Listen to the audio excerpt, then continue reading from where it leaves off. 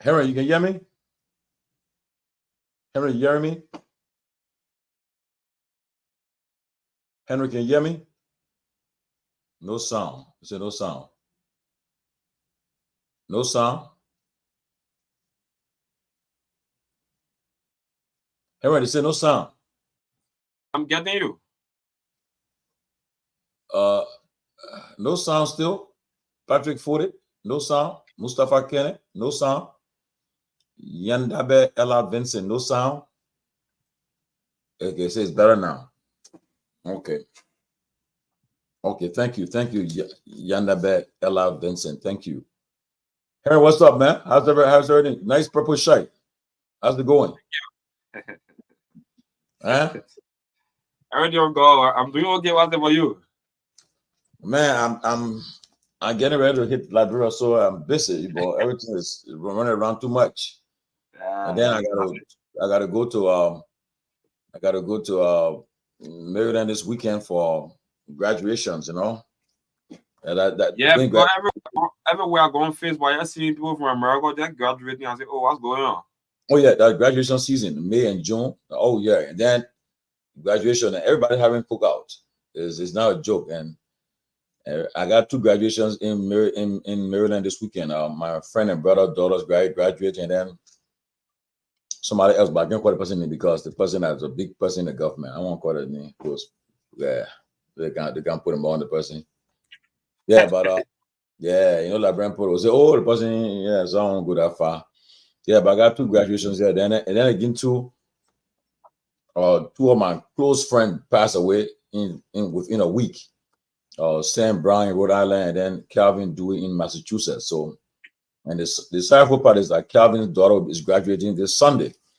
All along, he's been preparing for his daughter's graduation, and then he been preparing for his daughter's graduation so much, looking forward to it, and then this tragic thing happened to him, man. It's so sad. But some of our friends are going there tomorrow to stand by the wife for the graduation. Yeah. My condolences to the family. Yeah, brother. And take all in the law, and God gonna restore them certainly. And the sad part, I would miss my two brothers'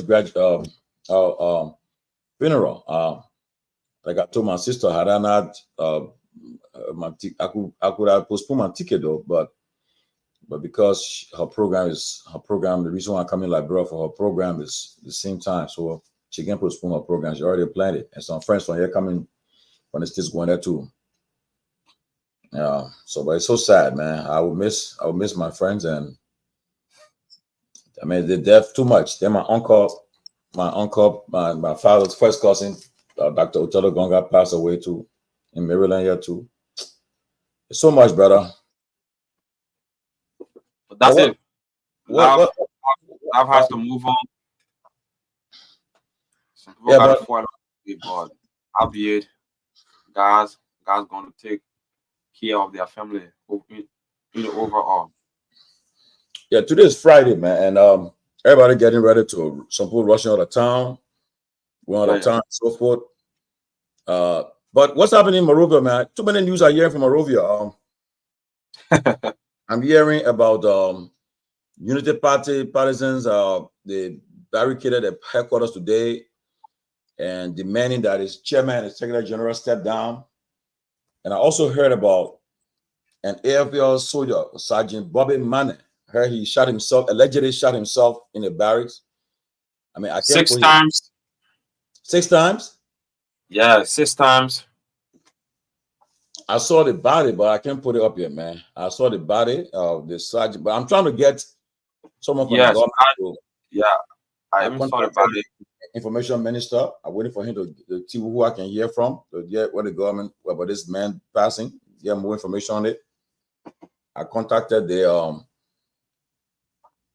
press secretary. She just told me to contact information minister. Contact the chairman of national security. He's also trying to give me contact person. I want to find out from the government, the Ministry of Defense or the Armed Forces of Liberia, what the official statement on this man's death. Because we gotta be careful.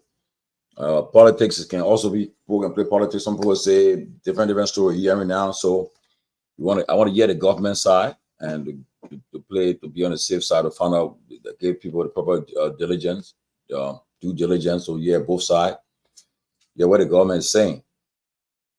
I don't want to speculate, so that's why I'm trying to make sure we hear from both sides. But in the meantime, but let me ask you, Yeah. why I don't cover these things now? Why I don't cover these live and events that are happening, man?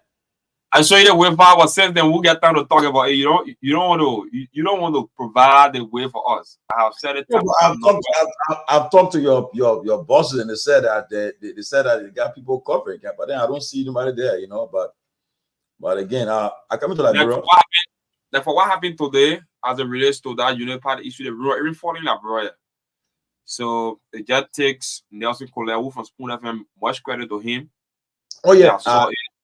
I Yes. admire Nelson. Nelson's But I love what the partisans were saying, right? If you want to stick to the party, stick to the party. But the people, one thing I listened to one of them, you said that since the election, they don't want to go to the party headquarters. They shied away from the party headquarters totally. And then the party headquarters, it was even dirty. So I have to go there to put a few guys together so that they will get a play a better face. And then, most time in politics, especially for Liberia, when people vote into power, you gotta be appreciative to them. You gotta come back to them. But since then, the party gonna just muted. People don't go there. People gotta be in the vicinity of that area on a daily basis. On a daily basis, making sure that all you have to get music playing, you get people cooking, people eating, just everything. But since then, not at all. All of them shied away from the party, and then it is why it is. So until then, they came to have their press conference to express their grievances to their brand people. And then few of them say, sending people not enter, sending people is okay. This guy for sending people. So they're not enter, they're calling the legs of Amos Tower. Some guy was for Amos Tower. They said they will not enter to the party quarter. The guy said, we enter. So in the process, the guy his shirt got tuned off. If you see the video, you see his shirt got tuned off. You see they are stopping from entering and want to protest. And I think that's the best way. If you feel that people want to hear your name, people want to hear your cry, the best thing to do is to do a press conference. That's the best way. Then you call government attention.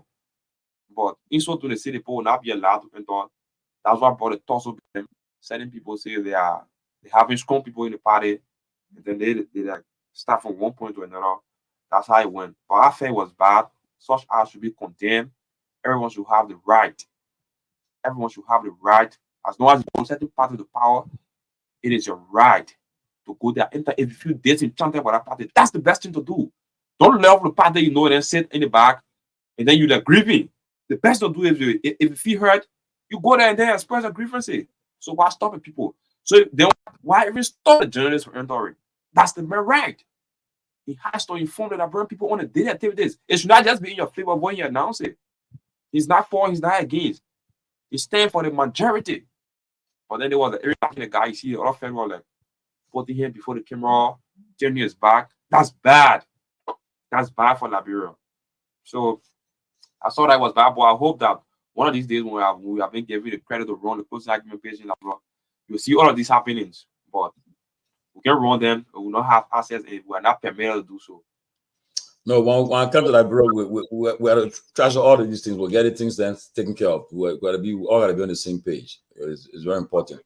Welcome our queen of the closing argument, Madam Grace Arake Goa. Grace, welcome, and you're looking good as always, and smart woman, very smart. Thank you, Tomalin. With brains, And Grace, what's up? All right, Henry, how you doing? Thank you. That one not behind the scene begin. I just been grateful, that's all. yeah, you're welcome. You're welcome. And I'm looking forward to Tomalin going to Liberia so he can be able to settle stuff with you guys, so you can be able to go to the different, events and happenings in Liberia to carry the news on posting argument page. That would be a good thing. But the way you said that Irini, and why Irini in that country, you let Irini business. So when Irini, you just go inside and cover. Yeah, your friend also working. I don't even sleep. I can be asking like normal say at times. Chief Tomalin job knows about that. Okay. I tell you something very serious. Yeah, I've been to that studio. The three of them, they can sleep over many times. I'm very normal. Say I don't even go to bed. I don't take nap. I just nap and then wake up, come back to job. Like for today is Friday, and then we'll be leaving for here around 12:30 if possible. So you guys spend depending on the long. When they talk for long, you keep the children there for long. Yeah, when somebody talking, they want to talk for 5-6 minutes. I mean, when you put on the panel, when you give a chance to talk, at least talk for at least we need that 2 minutes at least. Like everybody can have a chance to weigh in, but when one person talking for 5-6 minutes, so I will not be able to go home again. So we have to sleep here. But let me say welcome. Yeah, I'm grateful again, like I said. So that's it. When the team comes, just welcome some people quickly before we start the show. Let me welcome some of our guests, our viewers. Let me start. Let me see who all I see. Christian Roberts, the first to be president. My own Auntie Elizabeth Bowen in Maryland. Liberia's Impact from Sydney, Australia. Yandabet Ella Vincent from Chicago. Mustafa Kenneth. He called him my boss name Nyenwolo. He's my name. My boss name Nyenwolo. I'm my name. Patrick Forte. We also see William W. Double. We also see we see who again? Let me see. We see. Okay. William Double. I see Bella from Minnesota.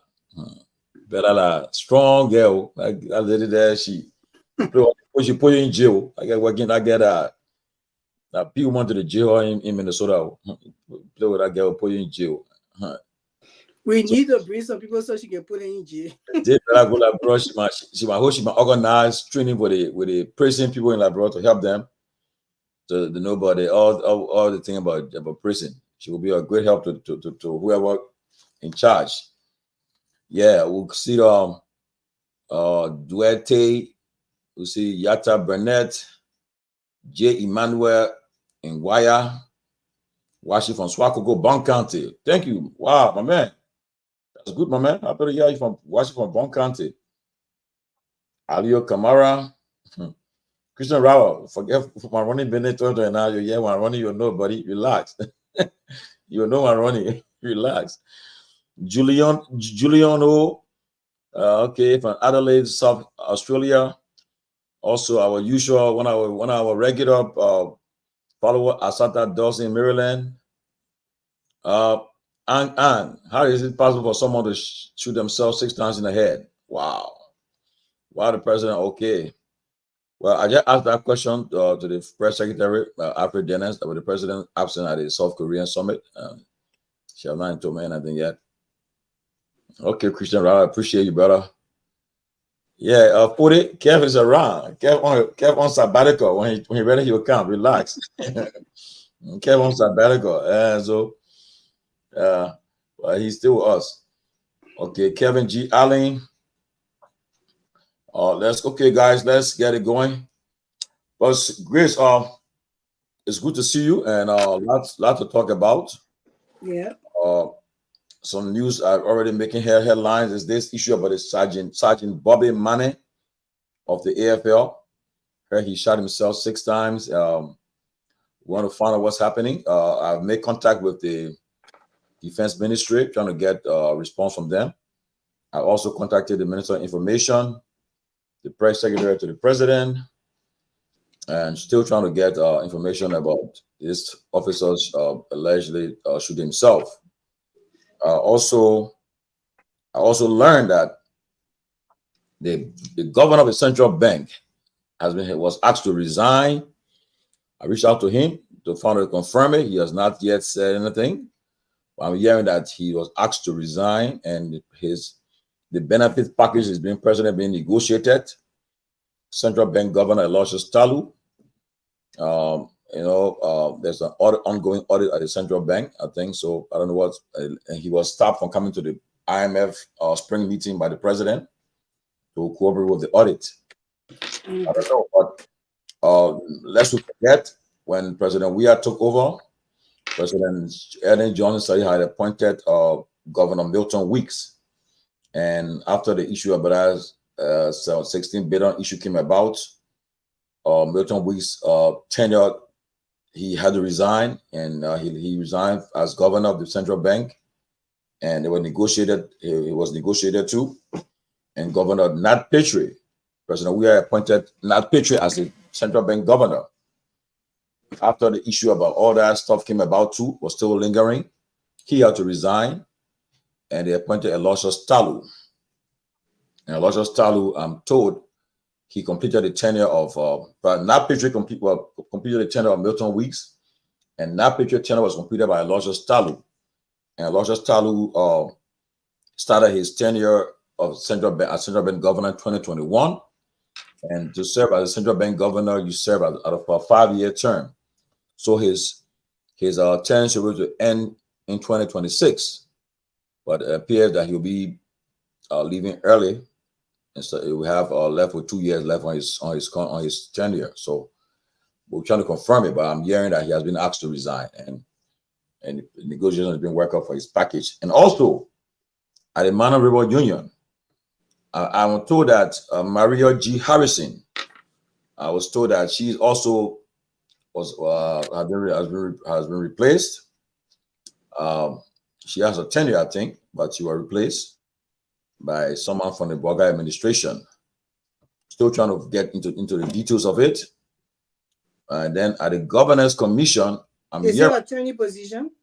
Yeah, MR, the Mana River Union, Liberia has a position there. I think it's a tenure. Somebody served as a tenure there, and then the president appoint people there. But Maria G. Harrison was appointed by President Weah, and her tenure is yet to expire. But I've been told that I think it's confirmed from her that she was asked to relieved. And at the Governance Commission, the acting chairman, Professor Larry Topa, I'm hearing that he's threatening to fire people from there at the Governance Commission. So we don't know what's happening. And also, the Minister of Commerce, Amin Modai, expressing dissatisfaction over the House contempt charge. I think he's saying that they are not being fair to him to charge him with contempt of the House of the legislature. That's a big crime to put on a minister. And then too, President Bouaka is absent from the South Korea African Summit. We're still trying to get word from the executive mansion why the president is again, why is he no show? These are things that that's trending and want to find out. But Chris, that's where we are right now. You want to say anything? Yeah, that's a lot of news in one day. But like bro, usually have a lot of news coming up, and that's why people usually say that, like bring people to forget when something come up, they will just say, this and that, and they will blow home, and they move on. But how will the people move on when there is so many things that are going on in the country at one time for a small country like that? And so sometimes people tend to forget when all these things are coming to you one time. But most time I would tell people that I advise us to stick, especially on the real issues, and make sure we speak about it over and over again, like the rice issue that's happening in the country right now. They added $10 to the 1 cup of rice, so it was $50, now $60. So it means that the rice price has gone up. So anything concerning Amin Modai charges is substantial. I don't know why he's mad, but the charges are in the right place for him. And he also skipped the people sent for him. He refused to go there. I don't know whether he refused or he was traveling. He needed to go and explain himself to the legislature. So at this point in time, we'll wait and see.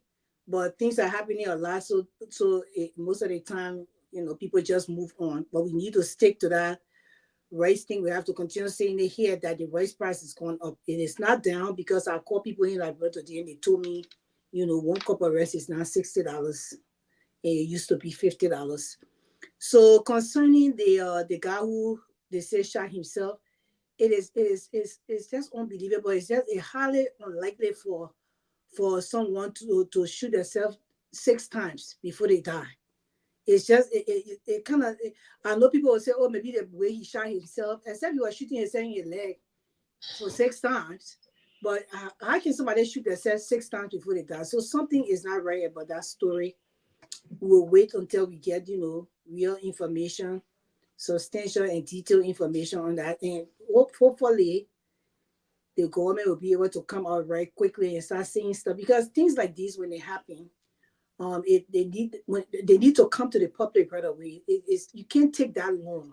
Then because people start to create stories in their mind and start to bring up false stories, and maybe people who were there watch it and didn't know really what went wrong will come up with their own story and make decisions on what they saw.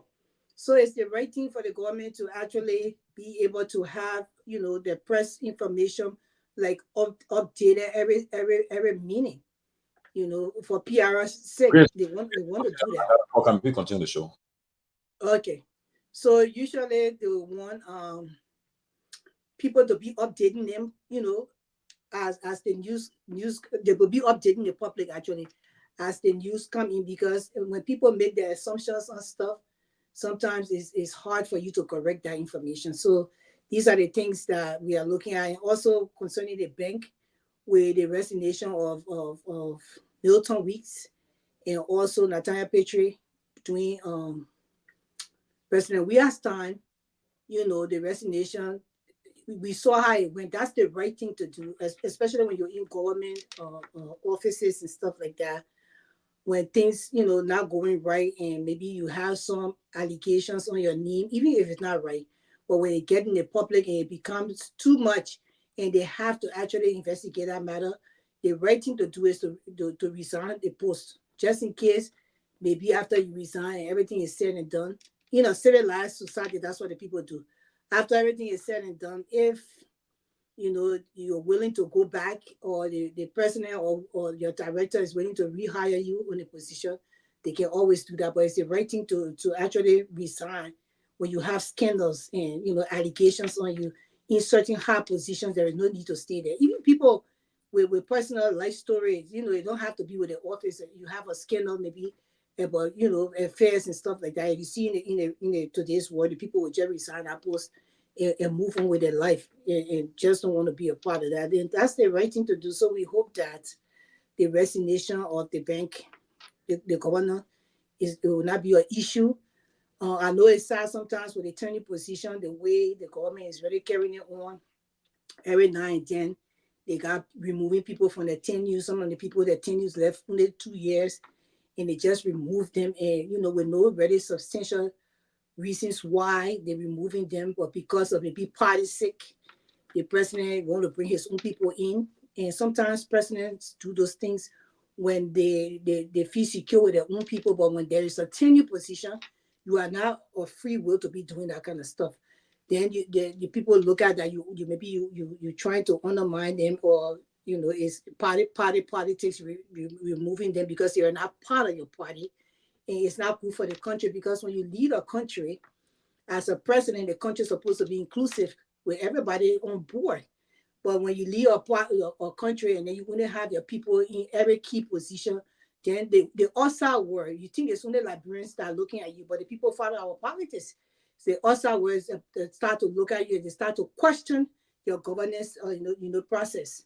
And okay, so what he's trying to do is does he want to be really corrupt? That's why he's bringing all his people in so they can cover up stuff. Because you always have to have people opposite of your government to be able to also give their part of the information from their side, or give their work from their side to help the country, and you can work together on that. So these are some of the things that we start to look at the government, we start to question now, okay, so what is going on, you know, and things like that. So we're hoping that, you know, the Baka government will take heed and start to do the right thing as far as the process is. Stop removing the people from their job if they didn't do anything, because they can always work with you. Also, what happened to the party headquarters today, UP party headquarters, somebody sent me the video and I watched it. And it's very, very disgraceful for the leading party that's in power for such a thing to be going on at the party headquarters. It's not good at all. I don't like to compare because I was not a fan of your government at all. I don't think the government did any good for Liberia, but at least they were able to keep the party together. The people had the headquarters running right. They went there, they did a party sitting at the headquarters. After people there, someone then put plantation, the people more, but the party headquarters were going on. And it makes it feel lively that your party is actually together. But there was a divide today when we saw that the people were having confusion at the Unity Party headquarters. The place looked very, very, you know, that kind of doorway. And people came up, their shirt were torn, and, you know, they were actually interviewing one of the men, and he started to explain what was going on in the party. It's wrong for, you know, you have people in your party, you won the elections. Some of those people, you hire them into government positions. It's time for them to get the party's positions out to the other people that were not hired, so they can be able to carry on the party. But if you keep these people in government position, and they also want to be leading the party, it's just a lot. And it's not even good for our country. It's not good for our country. There will be so much conflict of interest at that point in time. So, you know, that you can see the divide in United Party, and when your party show divide and you are the leading party in the land, it's scary for the Liberian people. So I will stop here, guys. See, Gagwa, welcome. It's nice to see you. Welcome. Okay, let me just leave the issue about this president travel. I just got confirmation the president will be leaving for South Korea African Summit, I think tomorrow. And I'm told that he'll be flying commercial flights. It will take 2 days to get to Korea because of the thing. So it's confirmed that President Boga will be at the South Korea African Summit. Right now, what's going on is I'm told that the foreign ministers that are meeting right now preparing for the heads of state. Our foreign minister, Madam Cyril Beslo Yanti, is already in South Korea, and with the other foreign ministers, and President Boga will be leaving, I think, tomorrow for South Korea, for the South Korea African Summit, and he will be members of the legislature. Some lawmakers are also traveling with him too, I'm told. They will issue an official press release before the end of the day, I believe, with all those traveling with him. And I'm told there will be a special session there for Liberia, for investing in Liberia. That's good news for the country. But I'm told that he'll be traveling on, they want to stress it, commercial flights and no private jet. Just, you know, when Liberian people, when you see the people power, when the people talk about a private jet, people are getting message. So that's why they say they're stressing it. The president going on commercial jet, commercial flight. So no private jet picking him up, eh? So I mean, so tomorrow we'll wait to see the we'll wait to see the official press release, but it's confirmed that he'll be going to South Korea for the African Summit, and he'll fly on commercial jet. So to get to South Korea is difficult, so it will take 2 days, I think, to get there. But that's it. And on the issue about the, I'm still waiting to get the number, the contact about this Sergeant Bobby Manent, who allegedly shot himself. I'm still trying to get guy Elena from the Information Minister. So America I be talking so Baba thing about I did not a platform now opposition platform. A platform for the Liberian people. And that was your platform. Let me get clear. We will criticize the opposition, we will criticize the government, we will praise the government, praise the opposition. Let's get it clear. See, Robert Gagwa is not a free for no party. He's a free thinker. He can blast at the government today, he praised them. He can blast the opposition today, he praised them. I can have people on a platform who are free thinker. Grace is a strong member of Lando. She supports the Lando party and the stand-up bearer. Toga Alexander Biada, he's an independent journalist. But he critical on both sides too. So you're not sedition? No, I'm be clear. Toga is not sedition. Toga, are you sedition or not? I'm active. I renew my. I initiated my activeness during the runoff. Yeah, but then I came back active again. So Toga, are you sedition or you are? No, I'm not. You are not a sedition. No. Thank you. If I originally, exactly. So yes. I'm not. So again, let me run over something quickly before we bring the other guys in. Guys, Sergeant Bobby Mane was, we were told that he allegedly shot himself 6 times in the barrack. We're still trying to find out the details behind this alleged suicide by this military AFL soldier. We have made contact with the information minister, and we're still making contact with the chairman of national security, Honorable Bidete. We also made contact with him. He's trying to also get information for us. We want to know what happened about Sergeant Bobby Mane. We also learned that Liberia representative at the Mana River Union, Maria G. Harrison, she was asked to resign, and she has a term that she has not completed. We confirmed that she was asked to resign. That's troubling. And also at the Central Bank, we had information that the governor, Aloysius Talu, have been asked to resign too. And don't forget, when President Weah took over, President Salih had appointed Milton Weeks, and he didn't complete his tenure. Napier took over, and when it came to the issue of the 16 billion issue, that people was I know there was no money in the cost 16 billion that got missing, but people just had their own thing about it. Napier was asked to resign. He resigned, and then Aloysius Talu were appointed. Now again, Aloysius Talu have been asked to resign. And at the Governance Commission, the acting chairman, Elari Toba, is threatening to fire people and at the Governance Commission. And so far, that's what we are. And Minister of Commerce, Honorable Moda, is complaining that he's disappointed about the House putting contempt charges on him. And so that's where we are. So guys, Robert Gagwa, welcome. Toga Alexander Biade, welcome, and let us get this going. Come in, guys. Thank you. It's great to be back. Been missing for a few days. Been following the show as well. But it's good to be back. It's Friday.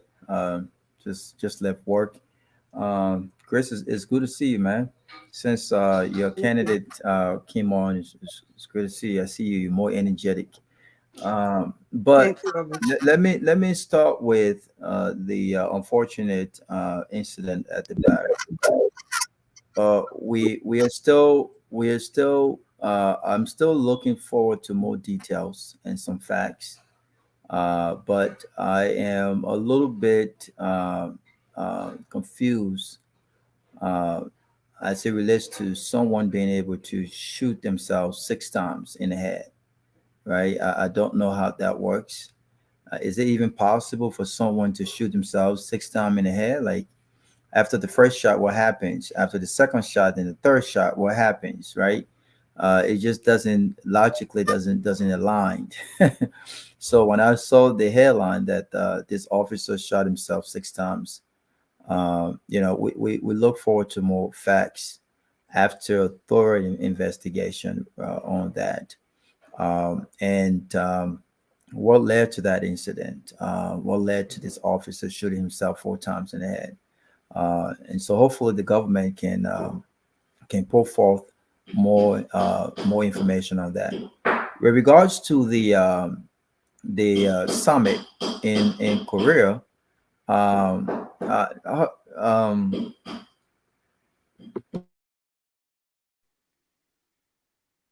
with regards to the summit in Korea,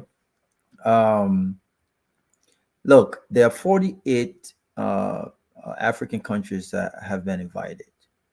Of the 48, there are 25 that will be represented by heads of states.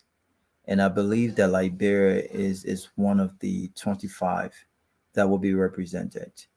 What is interesting though is that of the 25, there have been 4 leaders that will officially have a state visit with the South Korean president, and Liberia is not on that list.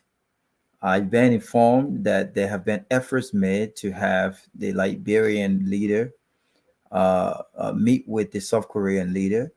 That effort has not been fruitful so far. However, the Sierra Leonean president will meet with the South Korean president for an official lunch on Friday. He will also meet with the Tanzania president, the Ethiopian president, and the Mauritanian president. And just getting these information, I'm thinking to myself, how far behind we are, and it raises this question as to um, who really takes us seriously as a country, right? You would think that, I mean, look at what happened in the U.S. recently. We had the Kenyan president. The United States did a red carpet for him. Had a joint press conference. Invested billions of dollars, short-term and long-term development. Meanwhile, our president came to the U.S. and met with airport managers in Atlanta, right? And he's going to South Korea, and he's not amongst the 4 leaders that will have an official state visit in South Korea. Look, the summit is important. I think it's necessary that we participate. But when it comes to all of the different things that we are dealing with right now, the question is, do we need the president to actually show up in South Korea for this summit? I don't think financially, I don't think this is beneficial to our country. I would have expected that the foreign minister would have represented us, especially given the fact that he's not meeting. This is not an official visit. He's not meeting with the South Korean president as his counterparts are, right? And so, but I wish the government good luck. I'm hoping that this can have a return on investment with regards to what has been projected to cost for this 2 days conference. I'm not sure if he's going to be there for 2 days or 3 days or 4 days, but imagine how much that's going to be.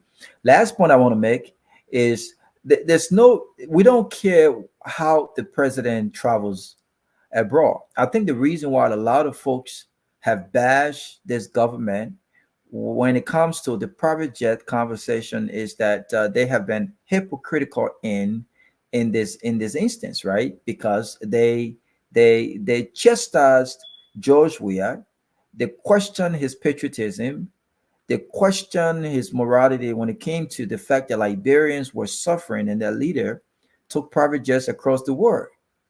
And what did they do when they took over? They did the same thing. Had they looked at the logic and they're pointing out the fact that it's going to take 2 days to get to South Korea, they're doing it for a reason. They're basically trying to say, I think it costs the government less money, okay, and it prevents all of these long travels for the president. If our friends are able to offer us a private jet, right? Even though they have not been transparent enough about this.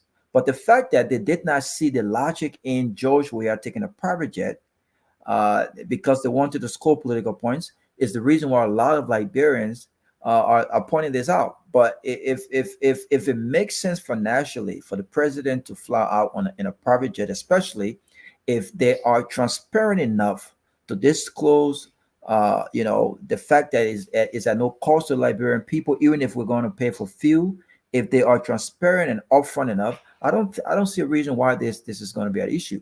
But I will stop it for right now and allow the other guys to come in. Okay, Robert, when it comes to my time, I would have to disagree with you, but let me when my time come back. But let Toga comment on something. Yeah, go ahead, Toga.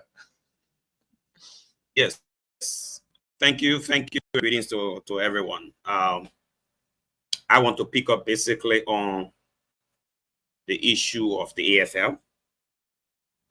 And I want to come from the point where, you know, the George Weah administration is the immediate past government.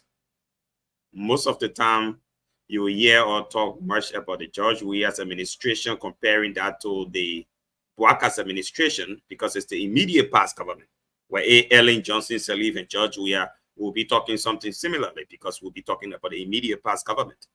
Now, some of the things that happened in George Weah's government that the Unity Party criticized, when we see those things happening in the Unity Party's administration, we will definitely unearth those.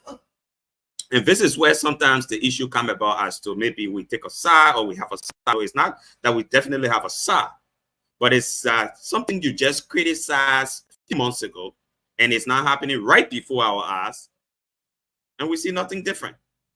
Take, for example, this whole issue at the AFL. We all are very aware that you have similar situation happening on the Weah's administration.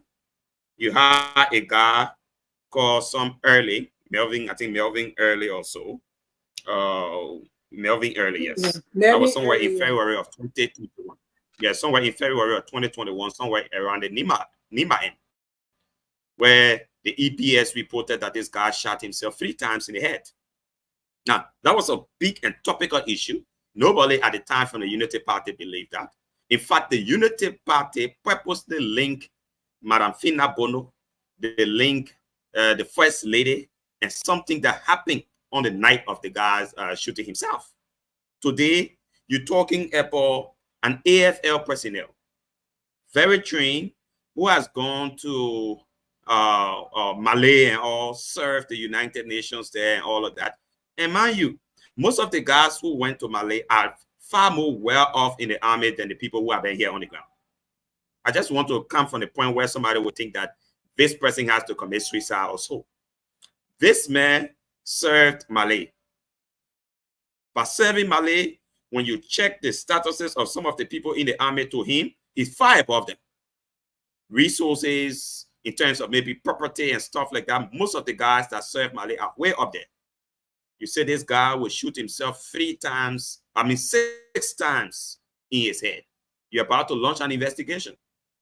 Now, up to today, the family of Early cannot get a proper investigation. What happened to that family later on? I heard his wife was even pregnant before his demise. All of that, those things went under the drain. Similar thing is happening today. And seriously, the way the government is starting investigation on its own can tell you that they won't be very serious about some of these investigations. And I come from where you, like recently what happened to the former VP, for example. This lady, I think, was driving somewhere, her car got hit and all of that. The EPS came, and the EPS report is that there was nothing important that happened. Almost like saying to us, like another car was moving and that car practically hit on a rock, and that's how the rock splashed onto the woman's car, that what broke the back windshield. Now, how do we trust these sort of people to come up with a serious investigation regarding somebody reportedly shooting themselves 6 times in the head? But these are the things that happen. If you continuously, critique other regimes and yours come into play, people will start questioning you about something that similarly happened during the last time that you criticized all along. Now, the police director, for example, came up on one of his first press conferences that he held as police chief. He was talking about all the past investigations. You are going to compare them and you are going to come up with a report. Today, we can't even get the first report, and Liberians are yearning for this report because we knew these things happening under the Weah's administration. The Weah administration could not properly maybe investigate itself like what the UP said at the time. Now the Unity Party now is in power. You should bring a closure to these matters.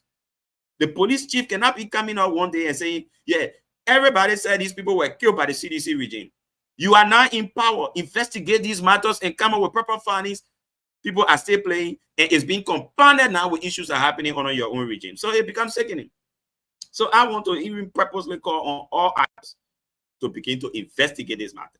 And mind you, the army is very divided. The army is very divided. And that's why these investigations are very important at this point in time, because the army is divided.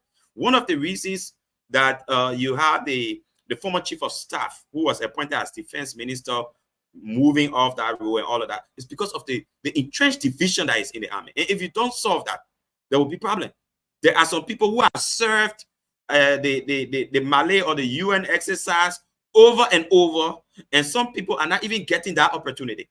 There are some people since Ellington are the only people being promoted in the army, and others are not being. So there is serious issue in the army. So for someone to just wake up in the morning and you say one man shoots himself 6 times in the head, it's worrisome, and I think the public deserves to know. And another thing I would like to talk about is what happened today, even at the Unity Party's headquarters.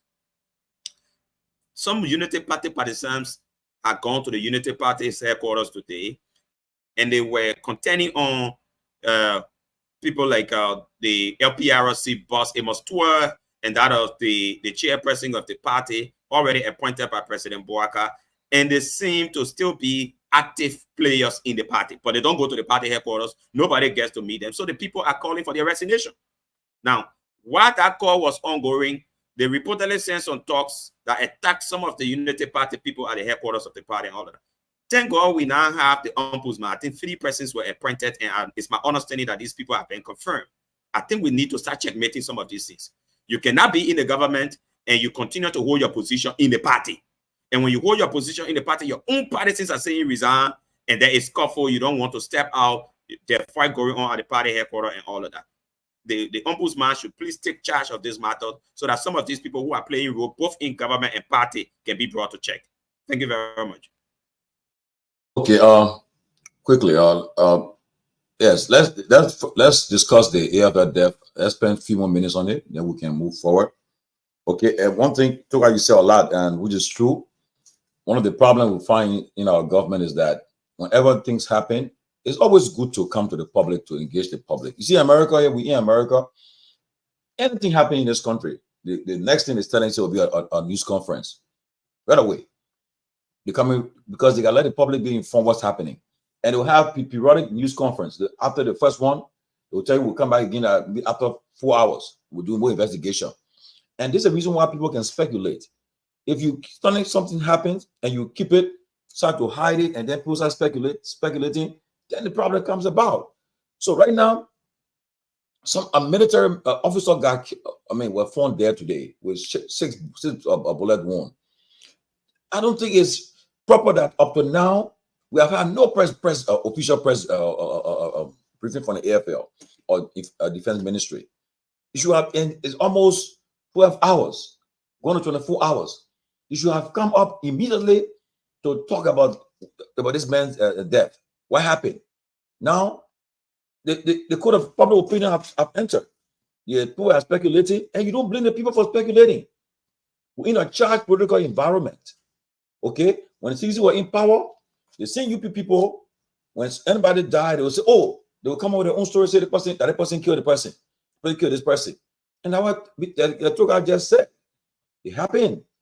So now, Sergeant Bobby Manning of the AFL was found dead with 6 bullet wounds. And it's almost going to 12 hours, and yet and still, the Ministry of National Defense have not issued a statement, have not said anything, not of the armed forces of Liberia. Now, we as panelists, we're not journalists, but what we do, we try to do our best. Everybody try to make effort. I've already communicated with the information minister. I just contacted one AFL personnel who is connected to them. I just called him. I sent him a message to give us information. Don't hear what the government is saying. He's somebody who's serving our country. If he's found dead, we can just say, oh, he shot himself. That all we hear. No.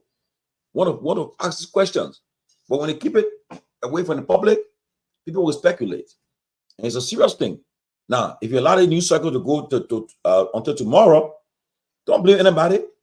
People start giving. Now, I hear one story saying you're connected to the AFL wives demonstration. It's going now. It's going. It will get bigger. So it's about time the Ministry of Defense or the AFL break the silence on it. You cannot just say, "Oh, they leave it hanging." People will speculate, and that's what's happening right now. So I hope and pray that we'll hear something before the end of this. Before we leave this show, we're still making effort to get somebody to talk to us about it. It's important. And all you guys, any contact you got, make your efforts to that, contact them.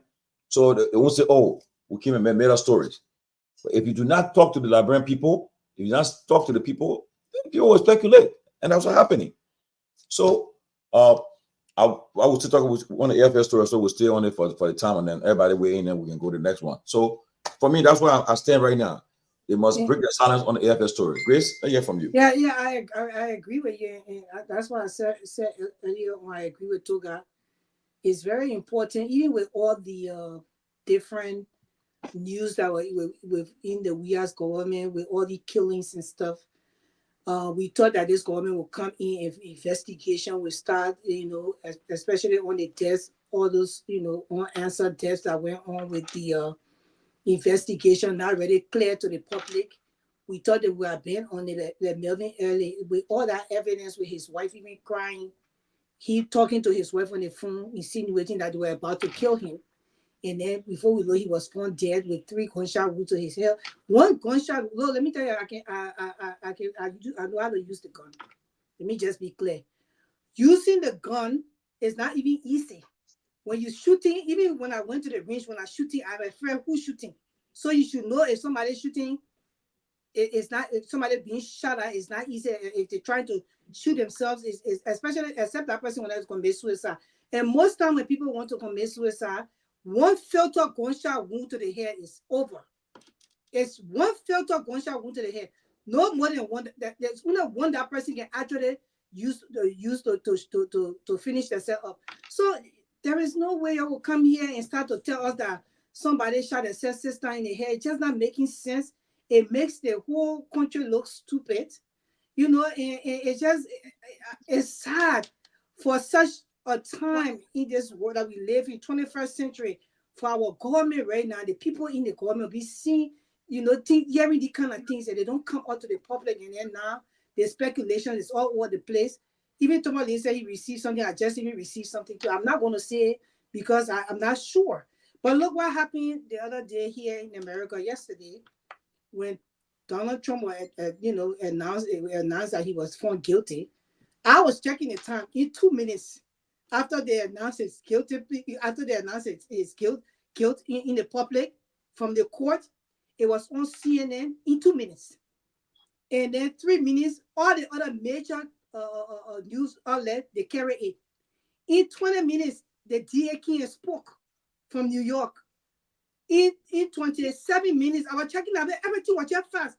In 27 minutes, they interviewed Stormy Daniels, President husband, the major witness in the case, Stormy Daniels. They interviewed her present husband because she was so overwhelmed they couldn't speak to her, but she had called one of the news journalists and spoke with them behind the scenes.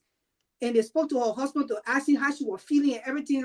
So, I mean, the world we live in now, the media is so important that the government cannot be slacking on this. And that's the reason why, some of the reason why George Weah government lost the elections to this government, because of them not coming forth and speaking and giving information to the people. That was one of the reasons why he lost the election. Let that be clear.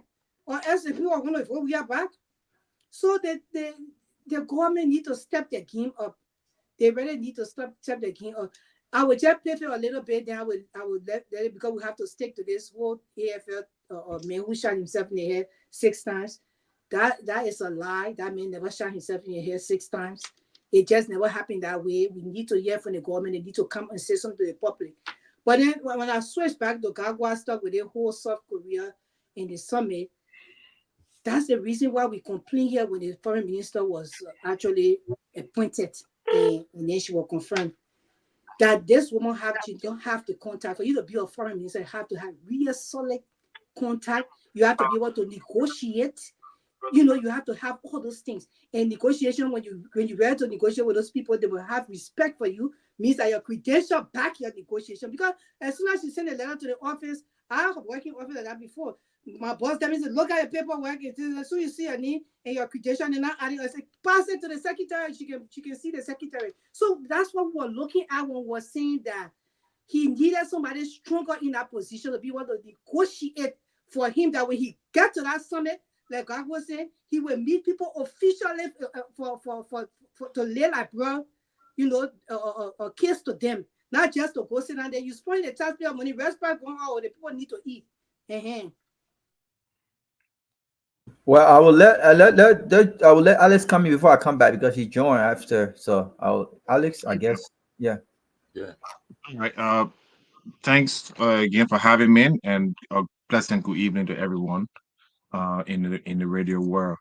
Look, when I hear these things, I will revert to I am not surprised. You know that analogy that Ben gave, where I think the bitter ball, the pepper tree can bear bitter ball. That's what you have in Liberia. You're expecting something to come from other something that is not possible. All right. What this government and most of the people in leadership are trying to do is to suppress any dissent, to avert any information because they've been a failure from the word go. They are incompetent. They are not capable of running. I was just monitoring the Spoon Network, and I hear Stanton crying about the Unity Party. He pressed people got ruffled up at the station, and he's crying. We say these things. You know, you go and suppose someone we're all doing your due diligence, okay? And you don't listen to any other independent view. You know, that's the definition of an unintelligent person, right? Because all these things were said about the Unity Party government. They were written about the Unity Party government. We had 12 years of the Unity Party government. We saw Harry Greaves' death. We know today there's no substantial evidence, no proper report on the cause. Yet we say we have a police force, we have a forensic force. What makes anyone think that you will have any kind of good governance in Liberia when you have people who can't even govern their own political party? When you have actors who, they can't even intelligently tell you what they stand for. One moment they're on one side, the other moment they're on the other side, they don't even understand what governance means. These are the people that are running your thing, So again, like I would say, I'm not surprised. Liberia has a long way to go. And Ben, I'm very happy to see you. I'm excited when you're on here because I want to say this is the people that you're asking me to go and join. Since only two political parties in Liberia, are the only choices we have. So you expect me now to go and either join Unity Party or even though you yourself have not joined one of them. So I want to know if the essence of Labour Day Party, the essence of CDC, they should just dissolve themselves. All of us should just dissolve ourselves and let go join the Unity Party people that are beating the press people up. Let go join all the CDC that were there for 6 years and we saw deaths without any accountability, without any investigation or conclusive. But a white man can kind of Liberia, or literally attempt murder in broad daylight and walk scot-free. All right. But people who have murdered Liberian citizens, all right. And today we still don't have, everything is inconclusive. We don't have anybody held accountable.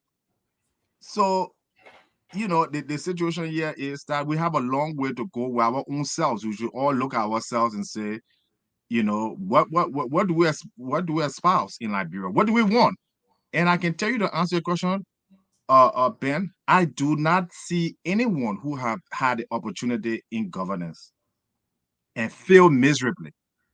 Just like in the corporate world, if you ran a bank and you ran it into the ground, I bet you other banks not looking at you to say, oh, Lehman Brothers CEO, JP Morgan not looking to say, let's go hire him, or Bear Stearns CEO. So I don't know where we come from with the ideology that a failed party or a failed group of people are supposed to continue running simply because they are popular.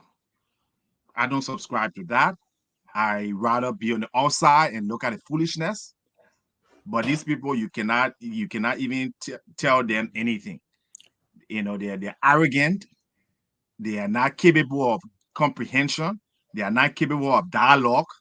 They feel they know it, yet they haven't solved one problem in Liberia in almost, 20 years. One problem, sewage problem, they can't solve it. Rice problem, they can't solve it. They can't even offer one tangible solution. Electricity problem, they can't solve it. So why should I go and join them? What can I tell them that will make them feel that, there's hope in the country? The only solution here is look for new people. You have 5 million people. If we put the same level of importance on the other 5 million people, if we give the same press and with the same effort we put behind CDC and Unity Party, if we start to put that behind people who are showing courage and people who are showing solution, maybe those people, our people will buy them. But we're not doing that. We're saying, let's go with the status quo. Let's just go. That's a lazy way of thinking of a situation. If you think that way, there won't be Elon Musk, there won't be Jeff Bezos, there wasn't be a Steve Jobs, because these are people that were working for the old system and say, you know what, this system is broken. I'm going to create something better. So thank you, gentlemen. Yeah, that was sure. I will come at least to 2 minutes, please. We beg you, so we all can make it enjoyable. On a sad news, Marion Robertson, mother of Michelle Obama, has died. She died at 6. Michelle Obama's mother died she died at the age of 86. That was sad news. But like you said, rightly said, because of people refusing to comment, to discuss these things and have conclusive investigation, people will speculate. And right now, again, we say again, the AFL soldiers that died, Bobby Mane, the AFL is yet to issue a statement in the Defense Ministry, and it's sad. So maybe Chairman got news for us. We know he always come with these news, so maybe he got something to tell us. Chairman, then Robert, then we'll move to the next issue about. But let's hear from you guys. Ben, go ahead. I thought it was Robert. No, go ahead. I will speak after you. Go ahead. Oh, okay. Well, thank you, and it's good to be here. I was listening to the show before I came on. It is a tragedy when I listen to the death of this AFL soldier. It seems like it's deja vu or over. And one of the things that I know, and I kept saying even during the CDC years, was when you make these statements and you try to politicize it and you do these things, this is what these things follow you. Now, I do agree with Grace.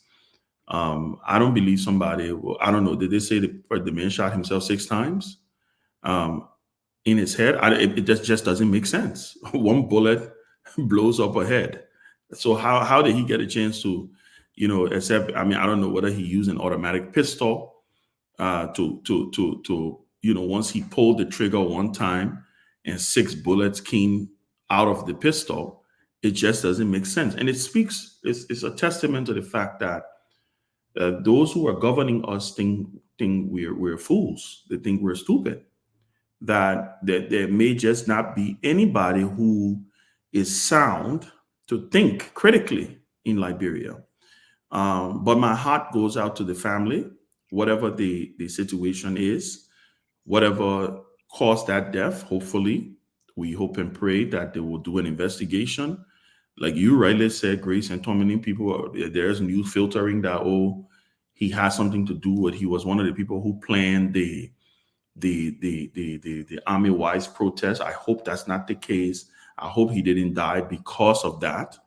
But again, to piggyback and to speak on what Alex said, my argument has not been, and maybe it's me just coming from a realistic standpoint. I wasn't saying, I do agree with you that the players today that are running these political parties, there is a sense that, yes, there is a need for change. I always use the analogy, I said it the last time, me and Alex went a little back and forth when I talked about the Democratic Party and the Republican Party. The folks who were running the Democratic Party 50 years ago are not the folks who are running the Democratic Party today, neither the Republican Party. Now they have Trump. So it may seem like, okay, maybe those are the people who were running a couple of years ago. But at the end of the day, what I'm talking about is the fact that it also has to do with the mindset of our people. whether we like it or not, and I continue to say this, until we can have an election in Liberia where the trajectory or the dynamics do change, we may just continue to sit on these platforms or whatever mediums that we use to speak. I have said, I'm not saying when I say, oh, well, maybe we need to infiltrate these parties. You talk about the Liberty Party. I am a member of the Liberty Party. I have said, seriously look yourself in the mirror and maybe talk about forming collaborations. Maybe talk about how do you, because I do not believe that you can make the changes or make the impact you want to make just by advocacy. You know, there's stages that you have to pass through. There's advocacy, there's activism, and then there's solution bearing. When you get into the space of national governance, you become a solution bearer because you have to institute those solutions that you've proffered during your years of advocacy and activisms. So that is the argument that I continue to make. Maybe there has to be a times where we make a decision and say, you know what? Since the Liberian people has made a determination that, you know what, these are the two parties that are going to be running the political dispensation, get involved and go in there and espouse your beliefs. Now, if they don't want you, that's another story. But again, there is no switch, right? There's no silver bullet here to deal with the issues of Liberia. I think it will have to take men and women of character who want to see their country prosper, whether it comes from a third force.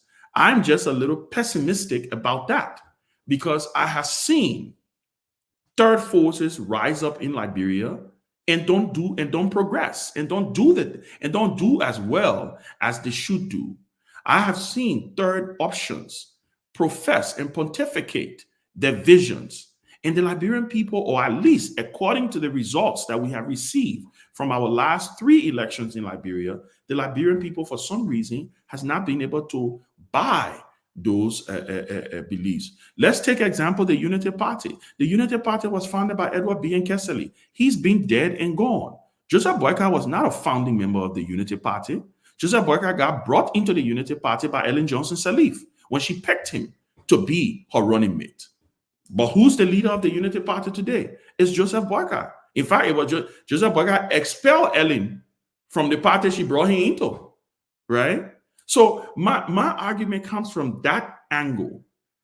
Maybe we need to find out there are many other ways to skin this cat rather than trying to do it one way and it has now worked in 3 election cycles.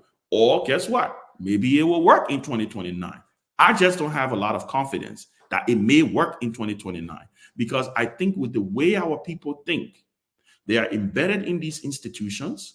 They are embedded there. They find their roots. It is embedded there, and they feel that at the end of the day, it will come down again to those 2 institutions. But what has happened to the AFL soldier is a tragedy. What is happening in the country is a tragedy, right? And I go back to the notion you mentioned, Spoon, a few minutes ago. This is one of the reasons why I kept saying over and over, when you're voting for a leader, you have to look at, Ellis Cummings used to say it, the best predictor of future performance is past performance. So when you're voting for these people, you have to be able to critique their performance. So at the end of the day, my brother and my sister Grace, I will say this. I know the Liberian problem is a complex one. You're dealing with a complex society. You're dealing with a society with a generation and generations coming after them that, quote unquote, may seem a little lost. That this is all they know. And you know the real threat here is that even the next generation that is coming up front, this mindset is being embedded in them. That's why you see in the national legislature, you can change Solomon George in district number 7 or district number wherever his district is.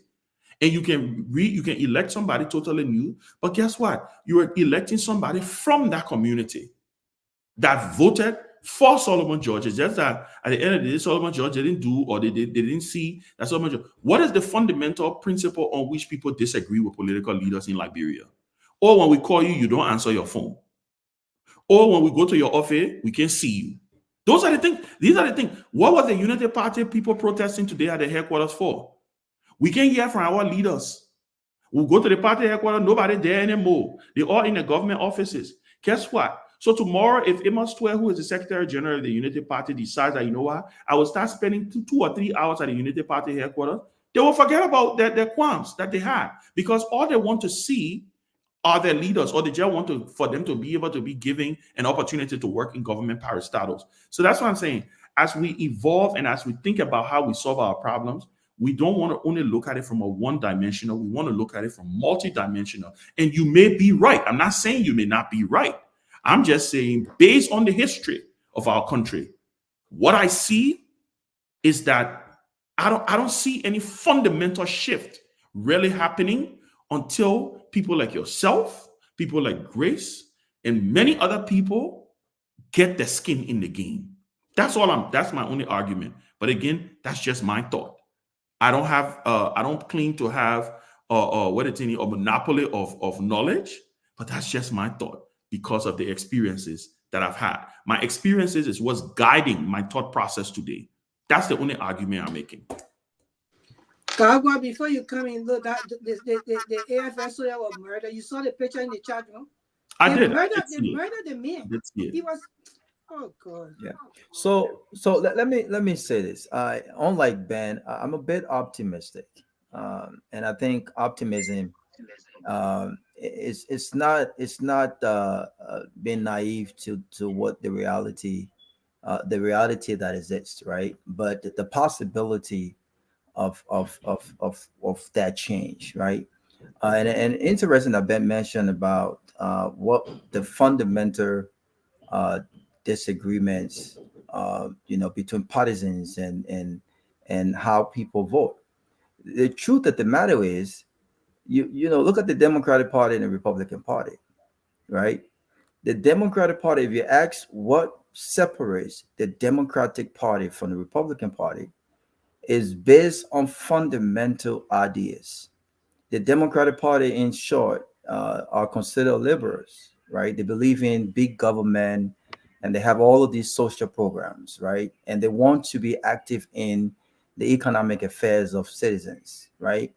The Republican Party are more so conservative, right? They want a smaller government, and they don't want folks involved in the economic choices, right? They believe in hard work, right? Of all of our political history in our country since the inception of our independence, what political institution have we had in our country?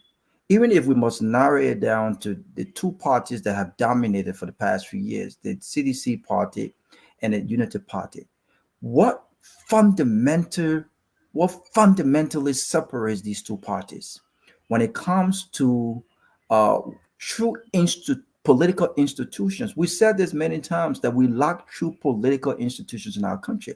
And do you know what breed what we saw at the Unity Party today and what we've seen over the years? It starts at these institutions. The practices and the beliefs at these institutions goes on. It goes on and it goes on and it goes on and it goes on. And the reason why we have continued to entertain or perhaps, like Ben said, infiltrate these parties or settle to see how best we can help change these parties is because we have not demanded changes from the institutional perspective. Why do we have 50, 60 political parties? I mean, people can talk about, folks who fought and died for a multi-party system in our country. But what is the essence of multi-party system in our country when these parties are not funded on fundamental principles and ideas? What is the essence of that? When it's more so, when it has become a hustle than one that should be on ideas and principles and core values, right? What is the essence of that? And so I'm optimistic because if we start the process of educating our people, and the reason why some of us make time to come on platforms like this one is to help educate our public that what we have right now, our current reality, must not and should not be defined as our destiny. Where we find ourselves in a political history that have continued to hurt us cannot be accepted as one that will continue or we must accept. No. And I made the analogy of an abused woman or abused wife or abused husband, right? You cannot get out of an abused relationship if you don't wake up and you are not fearless enough to say, you know what, I've had enough. And it's difficult. Trust me. It's difficult to get out of an abused situation. You've been brainwashed. You've been made to believe that you are worth nothing outside of what you find yourself. And you've been made believe that this is the system. You must work within the system. Why do you think great men and women have not survived in Liberia? Great men and women and great ideas, people, men and women of integrity, have not survived in the society we find ourselves because the people, the status quo, have continued to suppress these people and they've continued to control the narrative. So outside of just my optimism comes from this belief that there's a possibility of change here. And how do we start that process? Ben talked about activism, right? You talked about education, but we must demand change in these political institutions. We must demand change. I cannot be a part of a CDC government or CDC party only because I believe Ben is a good friend and a good brother, but the institution does not share my core values. The institution does not share my principle, my morals, right? I mean, the Republican Party, there are serious issues outside of bread and butter issues. People are not talking about the rights of trans men to enter into bathroom of our daughters. These are things, I'm not a father, but these are things that really worries me. I identify with the Democratic Party, but when it comes to this particular issue, I support the Republican Party. I don't think that the men who are not biologically men should be allowed into restrooms and bathrooms of our daughters and to be participating in their sports when they have not succeeded in the sports of a man.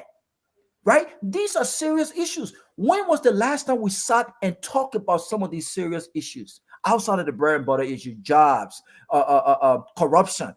When have we had this serious discussion to say, look, this is what I stand for. This is the reason why I want to affiliate with this party outside of the tribal lines. That this man is my Bassa brother, my Lofa brother, my Loma brother, my all of these tribal lines. When have we started to talk about these issues? So I'm optimistic because I believe that men and women of logic and patriotic men and women must stand up and must start the process of educating the new generation that are coming up now. 48.9% of the population are below the ages of 18-25. You got young people coming up. In the next 10, 15 years from now, we have an uphill battle to help educate these men and women when it comes to being a part of a political institution that represents their core values, that represents what the Liberia, the vision, and not just on the petty stuff that we see right now, right? And so it can't change. It pisses me off and it annoys me when we continue to pivot this idea and talk about this idea. You know what? This is the reality. This is the reality. You can expect a billabong out of a pepper tree, but if you plant pepper, you will get pepper. If you want billabong, you must plant a billabong seed. If you want cassava, you must plant cassava seeds and not just pepper seeds, right? And so we've got to expand these conversations, but we must see where the change lies and how do we start from changing that. I will close on this note. When you have headlines like an AFL soldier was shot himself 6 times, it breeds into ignorance and it plays on the intelligence of the very society that we talked about today. Because people and the politicians understand that our people are not sophisticated enough. Majority of them are on party lines to the point where even if it happens under a government that I support, now I can ask a tough question. Wait a minute. How is it possible for anyone to shot themselves 6 times? How is it possible? I need more explanation on this. They know exactly what they're doing, and they know that the percentage of people who are logical enough to listen to some of these headlines without asking the tough questions are less than those who will ask those questions. And so we must stand up. People who know better, we must demand better, we must do better, and we must lead by example. Where we go, the political parties we're affiliated with, the political arguments that we made, must reflect the Liberia that we want to see and we must also consider the reality now and the possibility of the Liberia that we envision. Well, Kagwa spoke for 5 minutes. yeah, we'll keep it. I'm sorry. But no, it was good. I mean, you made a point. So, but we on this topic. I think we'll continue the topic for some time. We'll spend more time with this topic because it is a death of a military personnel, someone who served our country, and we owe it to them. He and his family. But I don't know. The AFL are still trying to get to the defense minister and the chief of staff. But I know I see your statement from OKFM. We don't know, but they are saying the AFL is reporting that this man died from a self-inflicted gunshot wound. And according to the public affairs, Captain Stephen Tabla, who confirmed that it occurred today at the Edward Bianca barracks along the Robert Street Highway. But they say they're investigating, but that's not enough. Tommy, can I ask you a question? Yeah. While you read that statement, and anybody can chime in. So how did they come to that conclusion? Exactly. If this thing just happened today. Exactly. How did they come to the conclusion that he shot himself 6 times? And if they're saying that they're investigating, how do you render or you make a conclusive statement? Because that's a conclusive statement when you say he shot himself 6 times. You can say that a tragedy happened today, and we are investigating that tragedy to know what was the cause of death. That sounds a little more understandable than for you to come out and say he shot himself 6 times, but we're investigating. What are you investigating if you know he shot himself 6 times? Yeah, I agree with you. And first of all, that's why it's important that Defense Minister Geraldine George, Chief of Staff Follett, need to. I mean, I don't know what to do in our country. We in this country, America. Anything happen, if people come to the microphone immediately to confront to engage the press. But yeah, up to now, the Defense Minister has not spoken. Chief of Staff yet to speak, and people are speculating. They come out with these statements. Yeah, these are and statement here yonder that the Ben said. Why are you determined that he was self-inflicted wound? Are we performing an autopsy and then medical personnel? And if it happened today, I find it very perplexing. If it happened today, this is going to go on, and they're going to say tomorrow people lying. But up to now, you are yet to even break a silence. By now, the Defense Minister should have a press conference and speak on the issue. By the Chief of Staff. But now here we go. This continue to happen in our country. But I can tell you though, this report will come up in the People's State Department report again on human rights. It will come up again. And this thing starting. People are now the first death happened in King George, Grand Cape County. What happened to that report? That report, they said, they keep on the police said the person I think inflicted their own wound again too, something like that too. And this what happened. That Peabody was saying that vlog. You know, this thing is getting serious because right now it's starting again, and they will remain silent. People will just continue to speculate. And today is Friday. By Monday, this will change. Somebody will come up with different stuff, and then they're gonna say, "Oh, that politics." Not politics. That somebody's death. Sergeant Bobby Manning family deserve answers about his death. You can't just say the man shot himself, you know. So look, guys, I have a question for you, somebody. Yeah. Before you go forward, the first thing is that I'm not even an investigator. I never did that ever in my education or even in high school. So God knows sometimes people can branch into different things, especially when you went to a school like Montgolfier College and stuff like that. It's industrial. So people will branch into different fields. I never did that at all. But the first thing I think is that when somebody wants to commit suicide, they're not going to go to the office to do that. It doesn't make sense. This man is dressed in his uniform from the picture I seen. He's dressed up in his uniform. He shot himself at the office. Right there is a sign of something went wrong.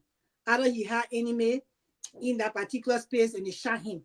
So for them to say the man shot himself, went to work and went to the office, that he doesn't, I don't even think he has a office by himself to go and shoot himself.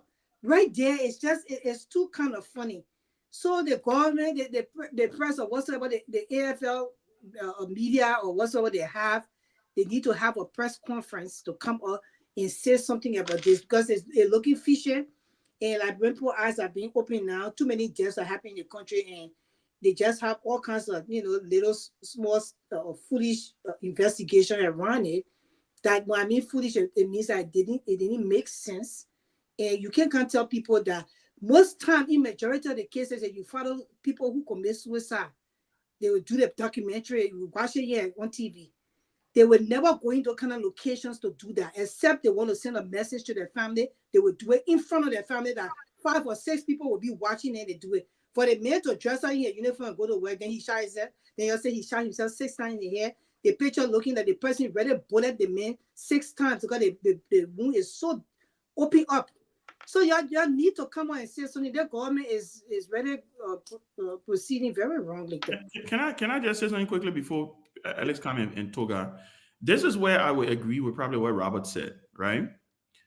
Again, we fall back to the question of what do we want as a nation? What are our priorities as a nation? This is going to be a story that's only going to last to this weekend. Where is the outrage?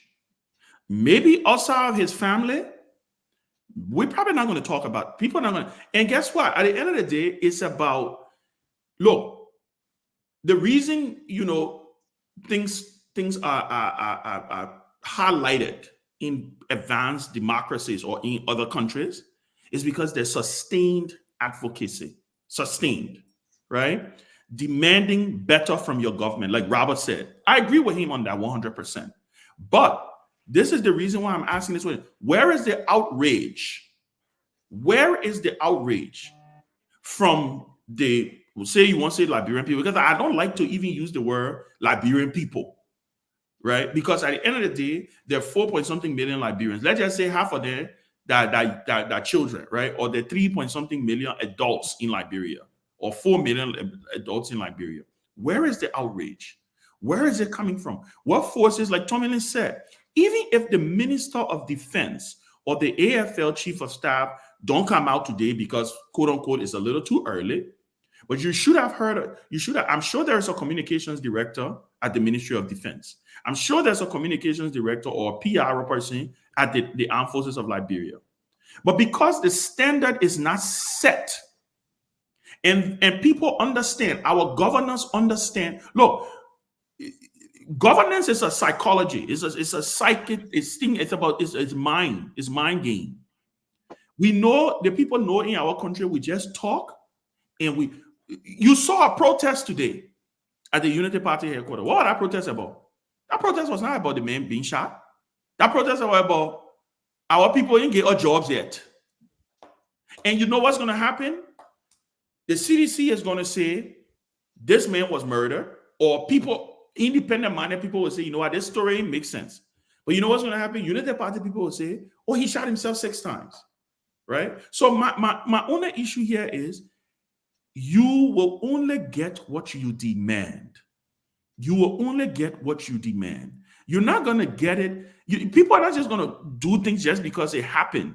The reason you saw civil rights succeed in America, or you saw apartheid end in South Africa, it was because of the demand. So I circle it back again to the people. Demand from your government what you want. Demand from your government what you want. But we will not do it because you know what? That man is not our relative.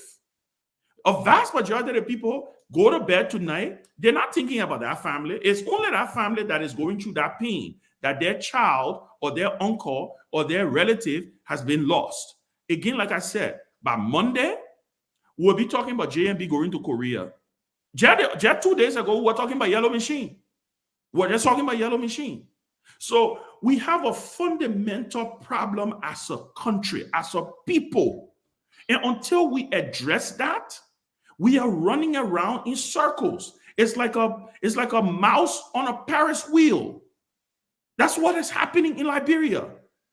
The Ministry of Defense is not going to say anything about this, Grace, because The people have not demanded certain things from their government. They don't demand certain things from their governors. What they demand is getting placed in government and making $1,000 a month. What they demand is going to their party headquarters and seeing their quote-unquote big shots at the party headquarters. But an AFL soldier, imagine what would have happened in this country today. You know how the people treat military families in this country. You know when they talk about somebody being a serviceman, you even go to the airport. You can have a first-class ticket. If you see a man or a woman in uniform, you will wait. They will board the plane first. It is embedded in the society. And until we do that, I'm sorry, guys, we are just loud drums talking to ourselves. Because tomorrow, where is the outrage from the president? Where is the outrage from the office of the president? Where is the outrage from the commander-in-chief of the armed forces of Liberia? Even if this was suicide, have the president picked up the phone to call the family? You see it happen in this country. Have the president of Liberia picked up the phone to call this family to say, this was a tragedy. We're sorry. We're going to do this. We're going to investigate this. We don't demand from our governors. And until we demand from our governors, we are going to be on this Paris wheel.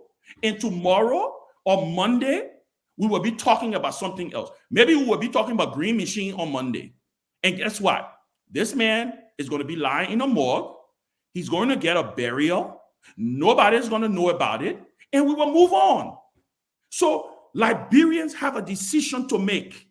And this is why I say I'm pessimistic. Because if it's not us, we worry about it. If it's not us, we're not worried about it. You know? So that's what I'm saying. And I agree with Robert. Demand from your government. If you set the standards, guys, they will do it.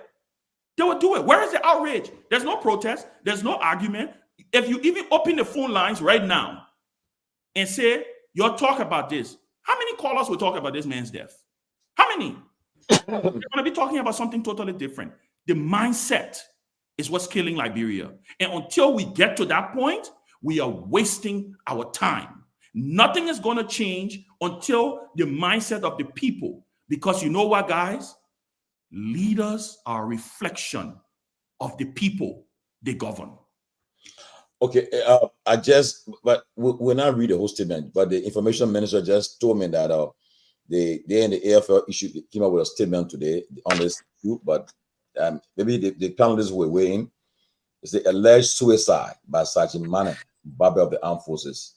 The High Command of the AFL regrets to inform the public that on 30 May 2024 at approximately 10:45 p.m., Sergeant Bobby Mane allegedly shot and killed himself while serving guard duty at the EWBN Kesali barracks in Shuffling. Okay, they said they informed the Liberian National Police were notified. The LMP Homicide Division will arrive to investigate. They said the High Command, the body had been deposited at the 14th Military Hospital while investigation is going on. But guys, our statement is just, in fact, the information manager sent a statement here. The statement alone is not enough on a serious note. The statement, I mean, the Ben just said, somebody need to look. It's important that your physical person going from the microphone and speak to the people instead of statement. Because like Ben said, by the time you look by Monday, the story will come up and they won't be swept under the bus.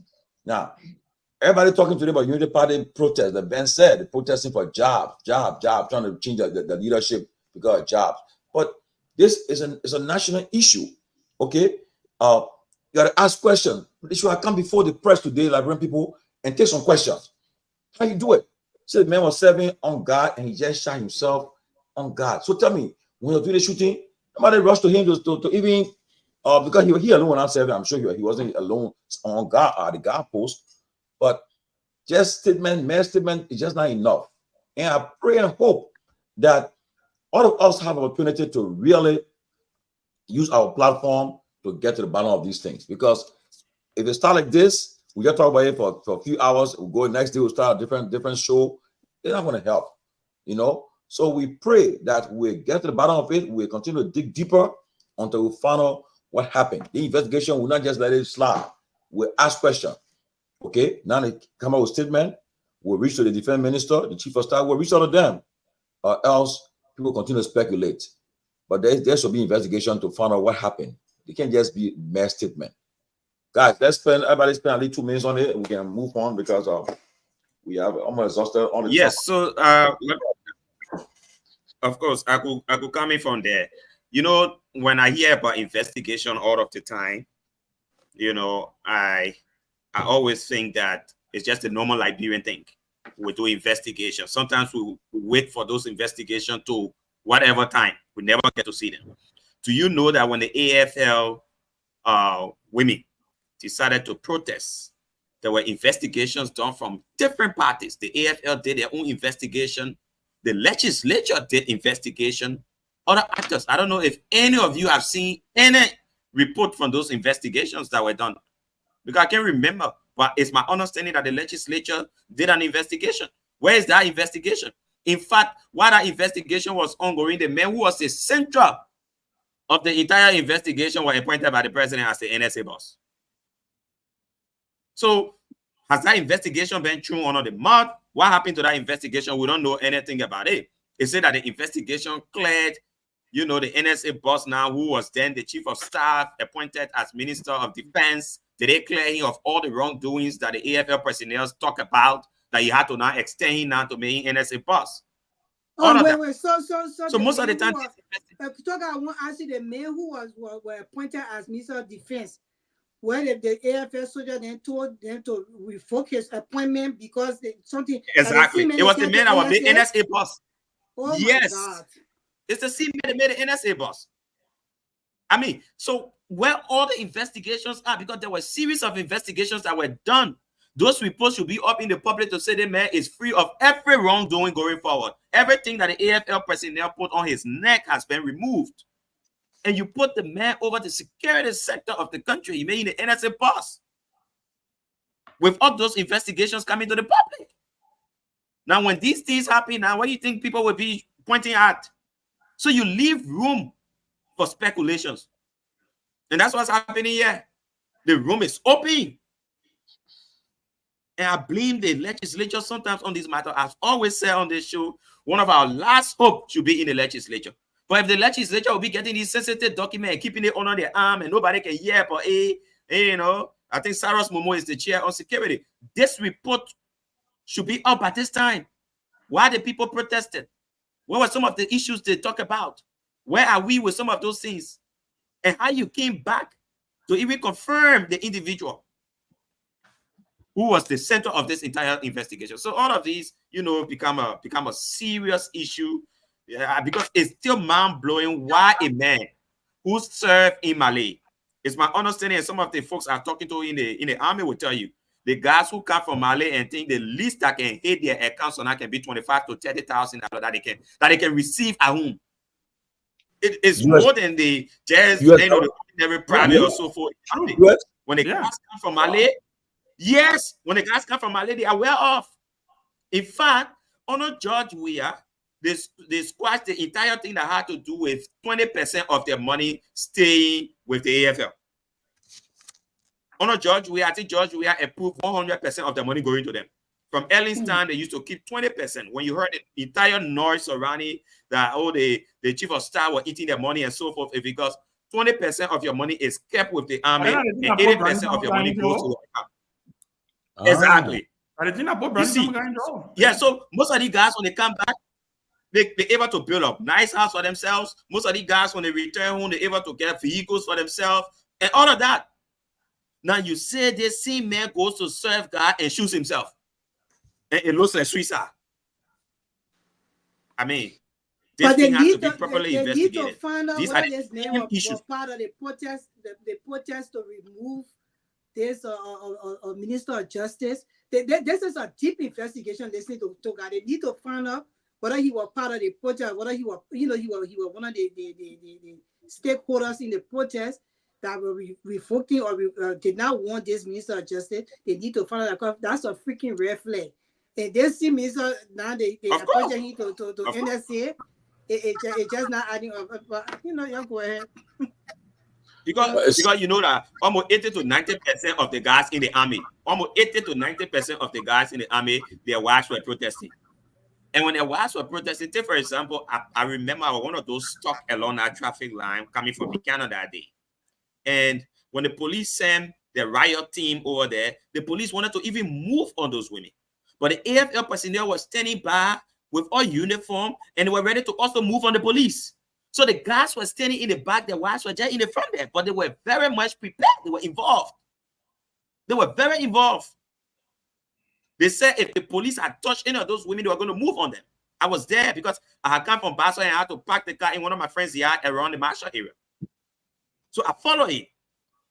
So many of the guys participated. Then the man they were protesting against serves now as the NSA boss.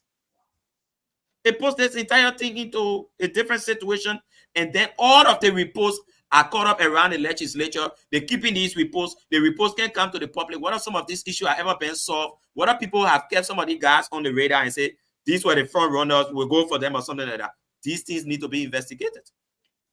Let me announce, right, to all viewers, those in Liberia, wherever you are, if you're watching this show, you have any information on the family, any contact with the family of Bobby Manning, please contact any panelists on this platform.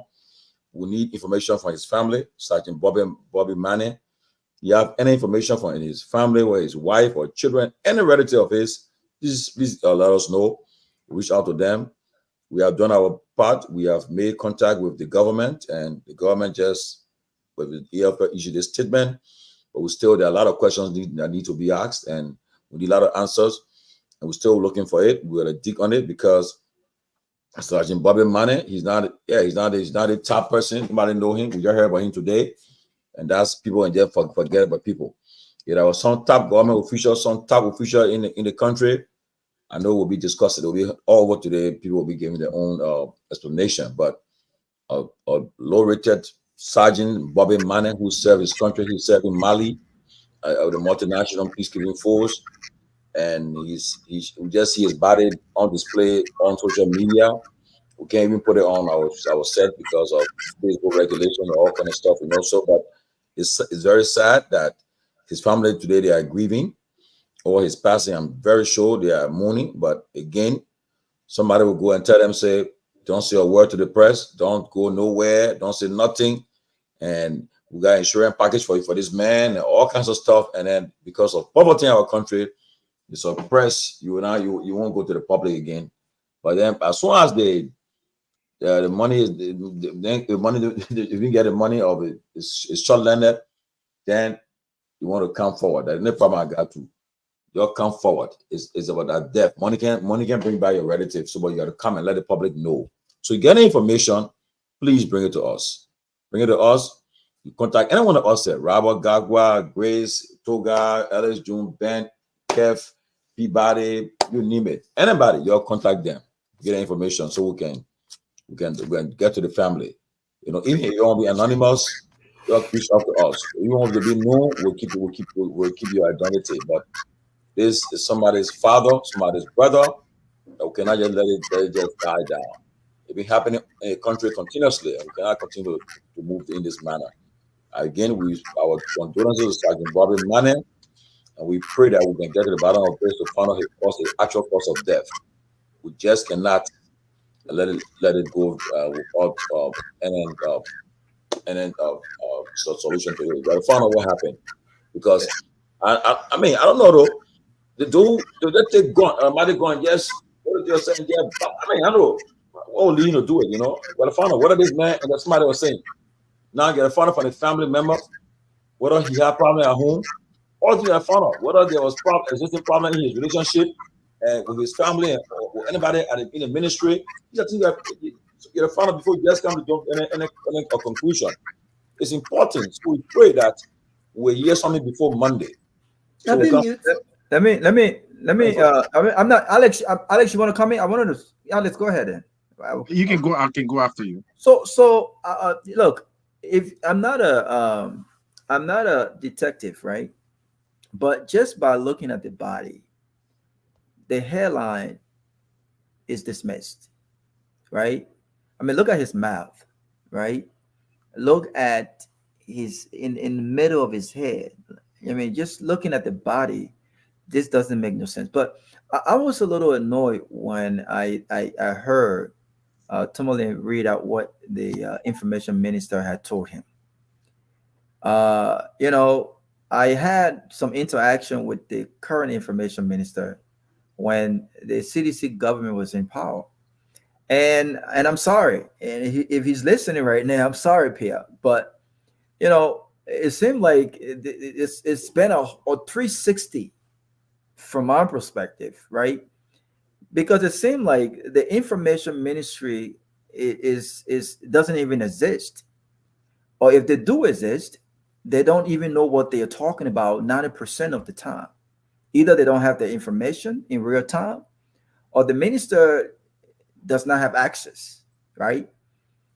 I mean, why would you send a statement to a platform like this, essentially saying, "I really don't know what's happening"? This is exactly what I gather from that. You know, I don't know what's happening. But what is interesting is that you will see. I went on the ministry on the ministers on the Ministry of Information Facebook page.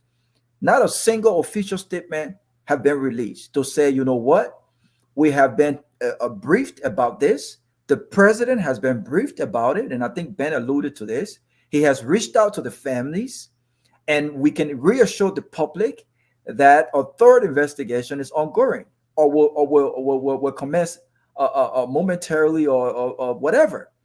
We are not getting. This is what responsible government do, and you know these are people that you know basically claim to be the most intelligent people in our country. If you listen to some of the speeches made by the current information minister during the campaign, and for the past 6 years, you would not expect that he will be mute on this particular issue as it happens in real time. When the incident occurred with the former vice president, there were statements being made in press conferences about what happened and the attack on the former vice president, and basically saying our government have done everything in our power to ensure the security and the protection of the former vice president and the current president. Why are we not getting similar statements about this issue? This, it doesn't have to be if it happened to a top person, right? Any one of us can be a victim of what just occurred, and there will be a headline made about, oh, this person committed suicide, this person shot themselves. Are we saying because our names are not, our names don't mean anything in our political space, we don't have the kind of money, we don't have the kind of influence that people should not make this an issue? And this whole story about, and I told her, and I respect your opinion, but this whole story about the former minister, the former general, it was a mistake that he was even dismissed from his position on grounds of allegations being made without any investigation, without any evidence. Did the government say that there were evidences presented to them based on allegations made out, other than the fact that the AFL and the personnel and their families were left to live under conditions that were not conducive? And we ask this very question: whose responsibility it is to provide funding to ensure that these AFLs and these folks are living under the condition? Look at the budget. Whose responsibility is it? Is it the general responsibility, even though he's the liaison, even though he's the advocate? Is he supposed to go and create funding to ensure that our AFL wives and their kids have great health care, are in great schools, they are being paid timely? Whose responsibility is it? So this man was not in court. There were no criminal charges made against him, and the president made a mistake here. This does not justify the headline being spread and supported by this very government that this man shot himself 6 times, even though it does not make sense. It doesn't make sense. But the people you expect to know better, the people you expect to have control of the narrative, the people you expect to be articulate, the people you expect to be able to bring the government to the people, they're doing worse than what the city's government did. They talk about Joe. When was the last time the president had a press conference? When was the last time the president spoke to the nation? We had a rest crisis here, for God in heaven's sake. You would expect that the president will go to the executive mansion and say, told my people, we are in transition. We will fix this issue. When was the last time they had a press conference to reassure the people that they were in control of all of the different crises that we talked about? When was the last time? So what are we doing here? This cannot be a joke. Liberia is a legitimate country. Liberia is a serious country. And like I stated earlier, we must demand better. We must demand better. This conversation cannot just be limited to this weekend or next week. I don't care what happened in South Korea. I don't care what happened. We must demand a thorough investigation, and this report must be made public. If the government, through its spokespeople, can come out and make statements and clarify when the former vice president talked about attack, the lack of inadequate security, if they can make these statements in real time, they should be able to make real-time statements about updates that are coming from this case. I mean, come on, man. Okay, let me just make my comment on this. I just posted the Armed Forces of Liberia's website, and one of the things, because I'm not sure what are we frustrated about. Are we frustrated about the fact that the Minister of Defense or the ministry has not come out yet to give detailed information or press conference? Because as much as I'm willing to say that, okay, this is foul play, you understand, I do not have the conclusive evidence. But they have made a conclusive statement. So we on the same page here, but the government have made a conclusive statement without the evidences to give us. All right, so that's what we have a problem with. But let me just inform the Liberian people. This is what, 5 months in the government, or 6 months. First of all, the deputy minister for administration is vacant for the armed forces. The deputy minister for operation is vacant. The assistant minister for administration is vacant. The assistant minister for public affairs, which is where you're supposed to get such information, is vacant. Assistant minister for operation vacant. Assistant minister for Coast Guard vacant. So we always try to shift the blame in Liberia from where the blame is actually put in place. Okay? The president has not appointed a public relations officer at the Armed Forces of Liberia. 5 months, 100 days in his office. What does that tell you? Is this a serious president? Your armed forces, the people that are supposed to protect the country, okay, shouldn't that be one of the first jobs that you make sure are occupied? Deputy minister, nobody. You won't tell me that there's nobody in Liberia or our military, former military servicemen all around the world. You know, it's incompetence. President Barker cannot run Liberia. And you want to shift this plane, I hear Ben saying, we. Everybody do not run a country. Okay, even the great America, in South Korea, you're going to, the population on their job is to work and pay the taxes. They don't create policy. They don't appoint officials. The people who run the country is the government and the political parties. Okay, so when you see dysfunction in Liberia, you know, it's the government or the political party that will sit there and allow where are the political leaders? Election time, we see all the political leaders every day. We love Liberia. We love Liberia. We want to change Liberia. By the time election is over, we don't hear any political leader anymore. Where is George Manning Weah? And aren't you supposed to be in the press now to advocate for Liberians and telling them the ills in society? You have people in the House of Representatives. Where is Alice Cummings? Okay, so the leadership in our country is what's broken, not the people. There's not, you take another good leadership, you take Liberians from there, you take them and bring them to Liberia. I bet you Liberia become one of the highest per capita in 5 years. It happened in Botswana.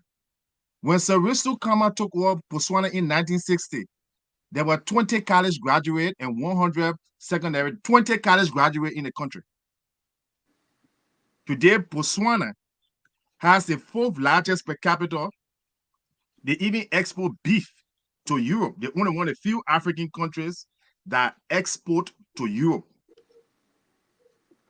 So our problem, Ben, and the panel, nothing wrong with Liberian people. You know, all the time I hear Liberian people, I'm working management. My expertise is in management consulting. And I get the same problem when I go to consult some companies. When we look at the situation, the real problem there is not the employees, it's the management. And I've been fired many times for pointing that out. The employee is fine. You take that same job, you give it to another person, everything runs smoothly. So here's the situation in Liberia where you don't have leadership. You don't have political leadership.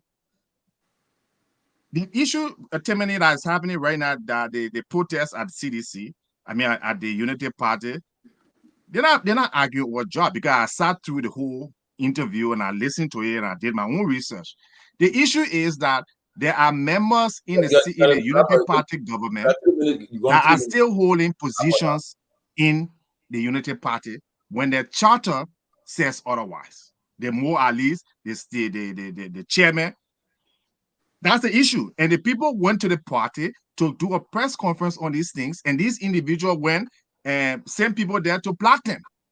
Okay. So we're talking about the same leadership. Well, Liberian people got to do it again. So to solve the problem in Liberia, all right, you have to solve the leadership problem. One, you have to elect a better president. And two, you have to, the political parties, people such as yourself, you're chairman of a political party.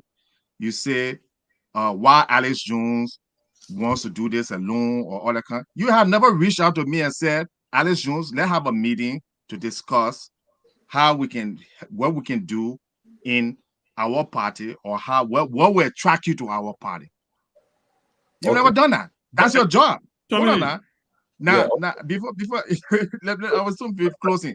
If JP Morgan can reach up to me, if Citibank can reach out to me and pay me good money, right? What political party or an organization or government in Liberia that even got $300 million sitting down, and there are many Liberians who could help you, and you fail to do it, but then you say, why are we stuck in this situation? So we're stuck in this situation because the leadership, like I said, all the political leaders are absent. That Alex Jones and closing argument now supposed to represent the Liberian people, but they want it done. So can I share something quickly? Not more than 30 seconds or 1 minute. And this is where, and I don't want to open a debate with Alex. This is where I disagree with him again, fundamentally. Alex, you just talk about JP Morgan Chase, you talk about all these Fortune 500 companies. Who appoint the CEO of these companies? The board of directors of these companies, the shareholders. The Liberian people are the shareholders of their country. We don't get a president, except we're talking about a military coup. Because you know what? Paul Kagame became president. When he got into office through the barrel of the gun. He stopped the genocide and took over the country.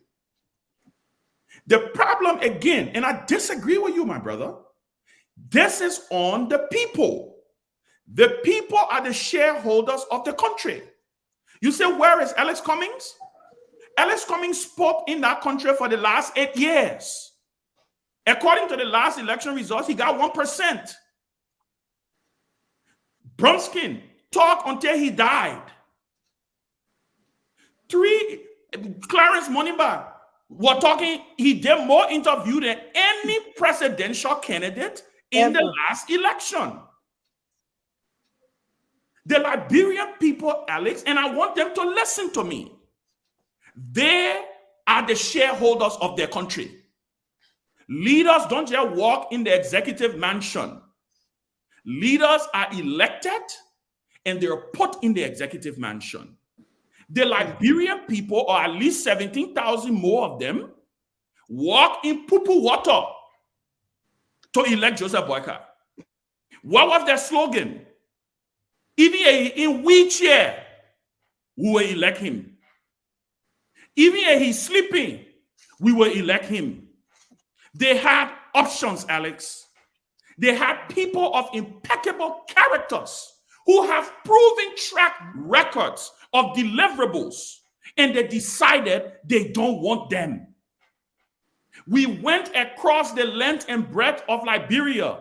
Let me start from 2017. And campaign.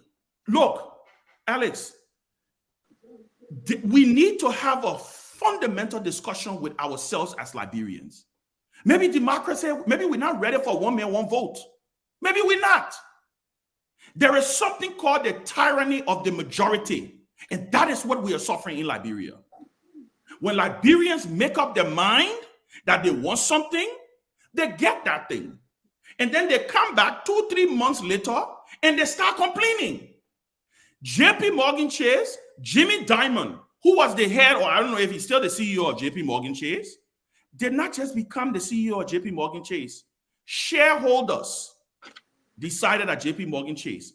Alex Cummings, before he became vice president and CFO of Coca-Cola, did not just walk in that position. He rose up the ranks, and shareholders and the board decided that he would be the vice president and he or somebody else would be the president. It's the same case with Liberia. The missing link here, Alex, I keep saying to you, is that you are speaking to a society that maybe is not ready for you. And until we swallow that bitter pill and figure out a way, I'm not saying it cannot be done. That is not what I'm saying. I'm saying until we figure out a way to get Alex Jones to be attractive to Liberians, until we figure out a way to get all the other people that you're talking about to be attractive, we are going to continue to have this conversation. And until we can, if we don't figure it out, my brother, I'm sorry. We can use all the terminology. We can talk all the things. You sit on this platform and expound ideas about agriculture. How many Liberians have you heard when they're calling on radio say there's a guy on Closing Argument that gave a brilliant plan about agriculture? We want to demand our government to reach out to that man. How many Liberians have you heard doing that? You know what they do? They're celebrating yellow machine that's sitting down in China. Look, I am going to put it at the Liberian people's foot until we can figure it out. Because guess what? Like I said, we got one man, one vote in Liberia. And to make it even worse, the national legislature, that simple majority, you win by one vote, you representing. People can truck people in districts, they're representing those people. Alex, we have a fundamental problem as a society. We are reaping what we've sowed over the last 50, 60 years. We failed to educate our country, and now we have the tyranny of the majority. And we have to deal with that. That's why I say, except we're talking about a military coup, except we're talking about we wake up one morning and somebody jump from the sky. Because guess what? If Jesus Christ, our Lord and Savior, those of us who are Christians and believe in Jesus, if he puts his name on a ballot, he will lose in Liberia. If Barack Obama, if all the leaders that we celebrate, if they put their name on a ballot, they will lose in Liberia. Because you know what Liberians say? There is the right way, there is the wrong way, and there is the Liberian way. Until we get rid of this Liberian way mentality, there's only two ways. There's only right and wrong. And there may be a middle ground. But this notion that JP Morgan Chase and is a leadership problem, leaders are a reflection of the people. That's why when you say, my brother Alex, when you see CEOs don't perform in companies, the board of directors fire them. Until that board in Liberia, though 2-point-something million people who register to vote, until they assume the proper responsibility as the board members and the shareholders of that country, we will continue to have this conversation and politicians will continue to take them from a ride. Oh, let me say this. You know, look, I was telling someone today, you have election today. Today you have election in Liberia. You end up with the same results. you found out that it will be the two parties will go to the final again. I mean, we still have not gotten there yet. You text somebody today, say, "Oh, who you want to be president right now?" They will call this. They will call the same players. Then they will not think about somebody different or new person. And our problem for the last 18 years, we have had two parties dominating our political space. See, in America, they do their own electoral college. Since 2000, only one time Republican won by the popular vote for 2004. Since 2000 to 2020, Democrats have won with the popular vote. But guess what happened? Republicans, Bush won the electoral college, Trump won the electoral college. Because they posted, we're going to wait for a majority to can't give our president. No. But in Liberia, people, they're going through right now, rice prices up, everything going up, everything's hard. But then tomorrow, they organize election for December. See the results. And that's our problem, though. And if we continue in I totally disagree. And if I can respond to you too, because you're making a point that was not exactly. I was saying the opposite. We're going to have problem in our country. That's why, look, I remember during the election, when we were doing the voter registration, I went to Liberia. Honestly, I knew that the election would have been tough for CDC. Because when I was talking to people, when you say somewhere, it would be in an area of a 10%, 6% was telling you, say, they will be and say, well, harmonize our vote. They started that talk. And CDC too, they failed to really come up with the message to engage the public. That's why it's important. But when you're a leader, you guys got to engage the public. Let the people listen to and hear you. I want to make Trump, you see Trump? I'm not a fan of Trump. One of the reasons I see Trump and get all the Trump he like talking to the press. He like talking. Trump, they convicted him yesterday. He rated $9 million in 10 hours. Oh, you reporting that? I mean, I'm not a fan of Trump, but man. Oh, okay. Because I told you we had a discussion. We don't care about did we not have that discussion in the chat room? Yeah, the problem is that. Let me just, Chairman, just give me 30 seconds. I don't want to repeat what you guys saying. No, but I think it's fair. I think it's fair to get him 30 seconds. Yeah, let's respond. We because agree with him. Ben, Alex, listen, the fundamental difference from what you are talking about here is that one. 10 minutes, can I say? You are saying the problem is the people. I'm telling you, what is CDC? Is the leadership. If CDC, the best person they can find to represent them, to be the chairman, that Jefferson Kochi, right? That Jefferson Kochi making a decision for CDC. So if CDC wins the election, what would you expect from a CDC government? So the people are going to always go to vote for the aristocrats in society. They're all going to vote for the people who are in power, the people who have money, the people who can speak. But those people, like in your party, there are people voted for Darius DeLon. That's your party. Darius DeLon, they didn't have 2 pennies to rub together. It tells you that the people are open to change. Your presenter, Darius DeLon, young big Conga Lawrence, how long she been in as a senator of Grand Bassa County? For about 18 years. And did nothing there. What has been our leadership? So the people will choose. President African, hold on, hang on here. Because I want you to understand what I'm saying when I say gender in a corporation, the shareholders will vote the board of directors. But the board of directors are qualified and competent enough to supervise the CEO. So if the shareholders are the people, they have already delegated their authority to you people, to Ben, to the CDC, to the people now who are going to be making decisions. If you don't govern, so they didn't vote against George Weah because they were stupid. They saw how the country was governed. Yes, a man dancing buka while the people are suffering. What you want the people to do then? That same group of people voted for Amos Sawyer, a very academic teacher. That same group of people you criticize voted for Ellen Johnson Sirleaf. There is nothing wrong with the popular list. The problem here is you guys are in the leadership power, who have had the opportunity, the boost ability now. You in the opportunity now. How are you going about to recruit the best people to change policy Why are you still blaming the people? The people have already given you the authority. Okay. So that's what I'm talking about.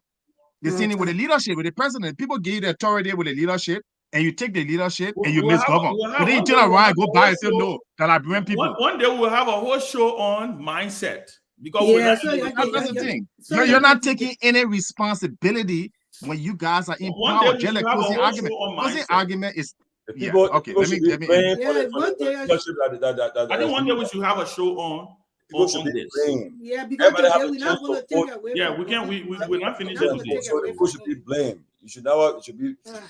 blamed for it. Don't blame anybody but the people. You have a chance to go and vote. You live with people 6 years governing you. When it comes to the election, you can make a decision for yourself. It's up to you. The people are abused. They are it's a kind of abuse syndrome that follow them. They There's stop no on ex- syndrome. there's That's no what they are excuse for them, stuck on. The leadership are still. That's not an excuse, Grace. That's not an excuse. No, that's not That's an an excuse. excuse. You don't No, know how to Grace, be when you Grace. are abused. But Grace, You don't know how it is. Grace, even a You can't woman, stop even the a woman abuse.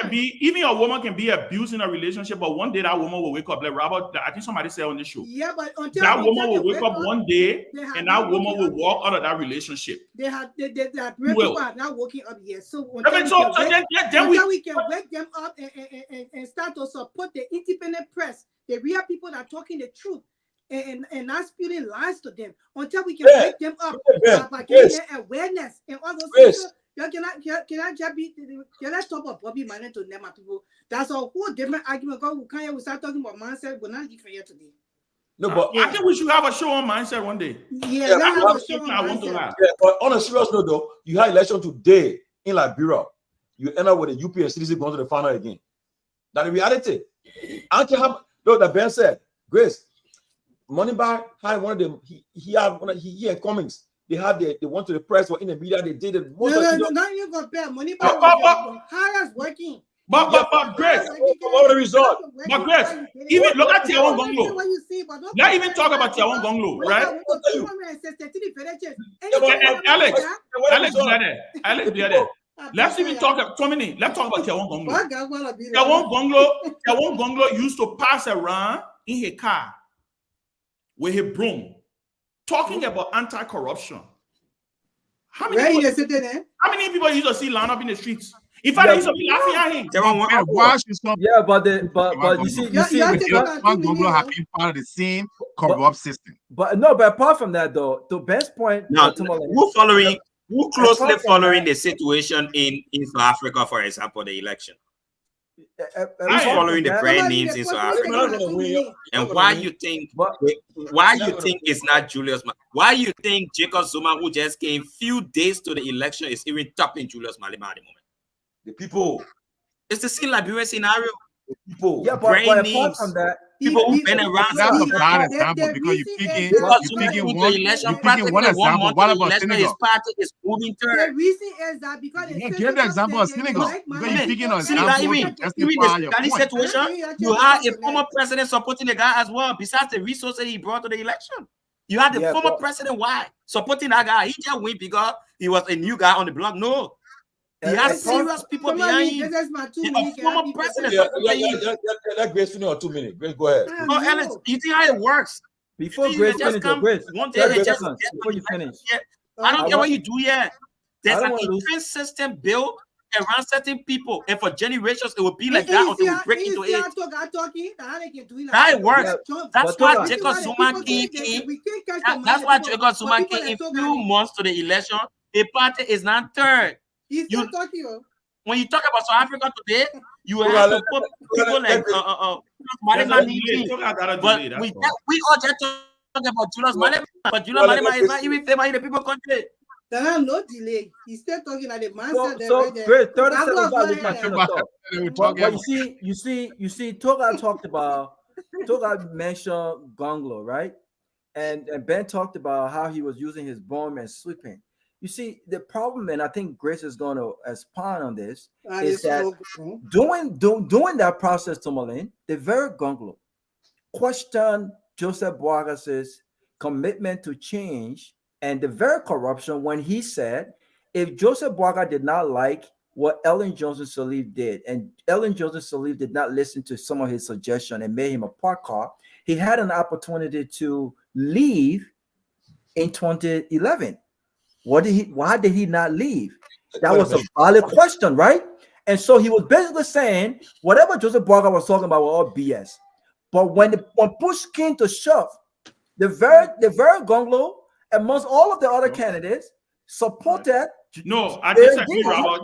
No. The party. Wow. No.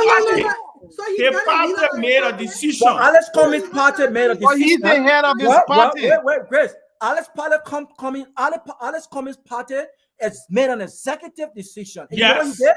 On principle, he said, while I respect the party's decision, I will abstain. I will not make an endorsement on principles and on values.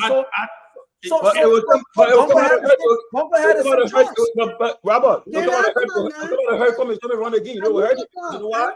When the party take a decision, I come in. Let my sister stop. Right? I come in. I remember during the Taylor administration, Charles Taylor had a press conference. At that time, Bronski was pro tem of the Liberian Senate. So they had a meeting with MPP, I think, and I think there was a disagreement there. But the majority took won the day. But Bronson came on the Senate floor and attacked his party on the Senate floor. So Taylor said, you cannot be in the ruling party and we have meeting. You come on the Senate floor, you attack us in the public. That what happened with the common issue. Your party took a decision, but you started to say you're neutral. If he runs tomorrow, we come to that point, tomorrow will say, well, you didn't support us. You see it? You got to be careful. But all you should have said, my party has decided to support the CDC. I stand with the party. I mean, make it clear. I agree with you, but at least he made a decision based on core value. That's the point. Everyone else had the same options. My point to this, I don't want to take it. In the game of politics, you can be neutral. The police, you like you can put out all that. I ain't got time for you. We can't take it away from their problem. Yes, and such. But I want to say this. That's the reason why. Right now. That is the reason why Dr. Clarence Moniba is the real leader and was supposed to be the person that brought at this point in time. You know why? Because you want really to get an election here. Dr. Moniba, who said he was going Grace is protected. Your people protect Grace. She protected your people at her time. She won't really to get the election. Look at the but are they true?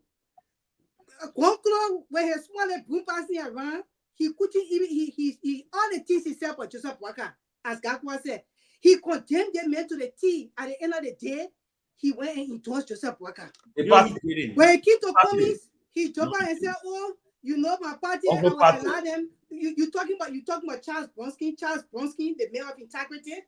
That man, Charles Bronski's love for like bro was undeniable. You can't even compare. That's the reason why he never took it from Taylor. But my point here is that Conclo, he couldn't even stand the party control him instead of him be the leader of the party.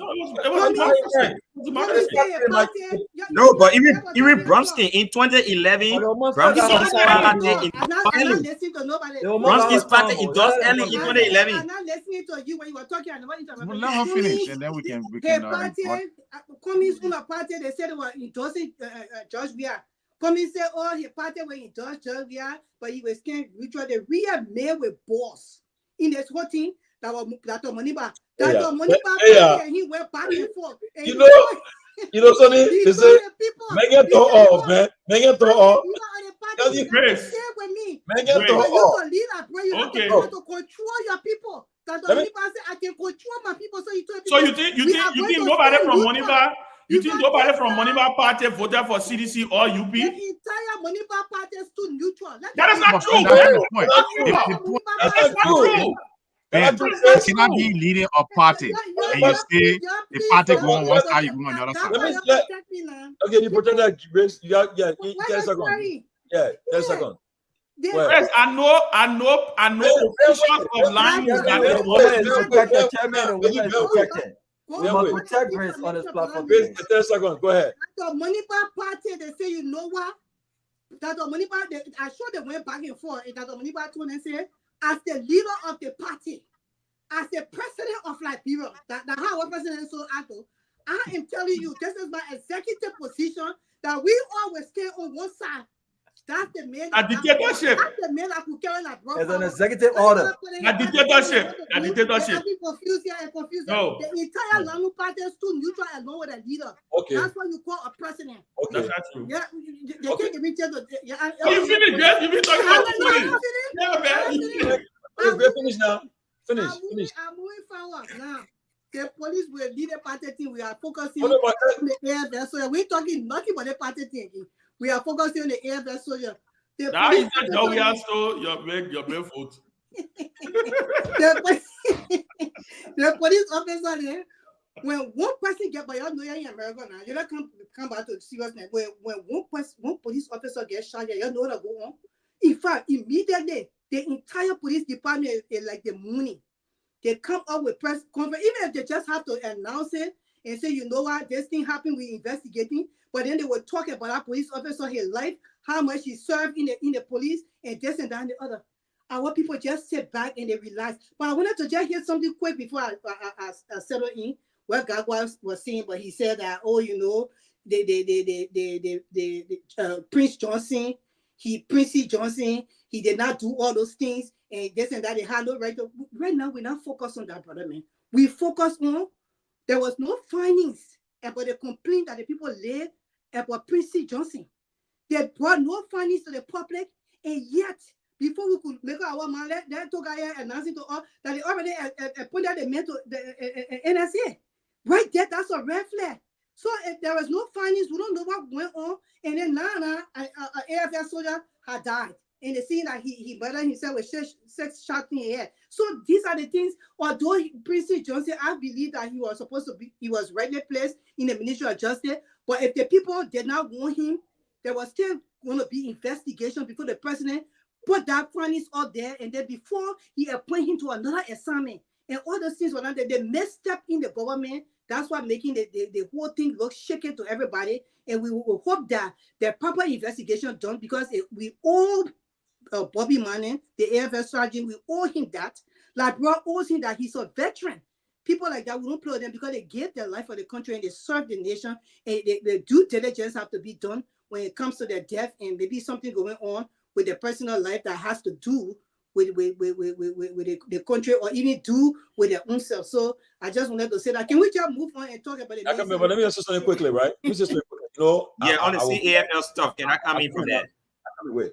I will borrow my friend Costa when he said, "Men can't talk all." In politics, it is true, we can't talk all. The good thing about this election I just ended, Ben, I have front row seat. We know as look, so we know all how the whole thing when it came to second round, how endorsement will play. We know it. We know who are negotiating for endorsement. We know what the demands are being made. We know, but we're not talking because you know something that's so push there. We say a pass. But I can tell you for a fact that all the parties at Topa were involved in negotiation for endorsement. Every party. And I tell you the truth, but we'll leave it that way. So, yeah, but even if we have to pay some party money, they need taking. That's not the point. That was it. We can't talk all. All can say we can't talk all. Let's leave that one because honestly, that election in a pass. But I can tell you all the parties. So let me. I mean, all parties at Topa were involved in discussion and negotiation for endorsement. With the two parties. Involving in negotiation for endorsement and endorsing are two different things. Okay, we'll do that one because we're not talk all.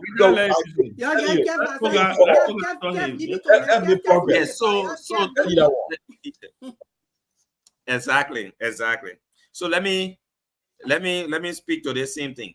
I mean, the report that we're expecting from the Senate or the legislature on this AFL matter. The women at the time were focusing on a series of issues. They were talking about housing accommodation. They were talking about how I think one family was sharing 1 or 2 apartments at the barracks. Those are the reports that people are looking forward to having. Whether these things have been settled. I think there was some electricity situation. The barracks are not had electricity for months, or if not years. I don't know. I heard the president send some transformers there. Whether those transformers ever came up or whatsoever. They were talking about the absence of salary increment. Some of them wanted promotions. People were being retired at around 40 or so. They were not giving them training to go abroad and all that. existing health insurance issue that they were not getting. Family expressed concern over exorbitant school fees burdening their children, the lack of budgetary allocation from central government to attend the Lena Thomas Greenfield School that they got in the barracks. So all these were issues that they raised at the time. And those reports are sitting down with the legislature. The legislature is not sending those reports to us. And now we have a situation in the barracks. So I think the legislature has to be pressured to put a report out to the public. You know, one of the problems we also have in this country is where we say, oh, now security matter. There's no reason for us to talk about it. It gave people an opportunity to hide everything regarding a particular subject because it's security matter. So the women protested, the women had issues, whether those issues were ever sorted or whether they now living in better environment and all the things they talk about are being solved. We don't know anything. People are keeping it because they say that security situation, nobody's supposed to talk about it. Now, these security situations are compounded into what we got now. Somebody reportedly now has shot himself 6 times in the head and all those kind of situations. The man who were protested against is currently now also seated at the NSA. So all of these are issues we hope Senator Cyrus Momoh can put out that report. He's from Lofa County. I hope Senator Cyrus Momoh can also give that report to the public because he's a chair on national defense, security, and intelligence. Even Representative Musa Belete is chair for the lower house. So all these people, they have to come and give the public some information on what's obtaining. Then I'm also hearing that the police is expected to investigate this matter, the issue in the barracks. I don't know why the police will be investigating the matter.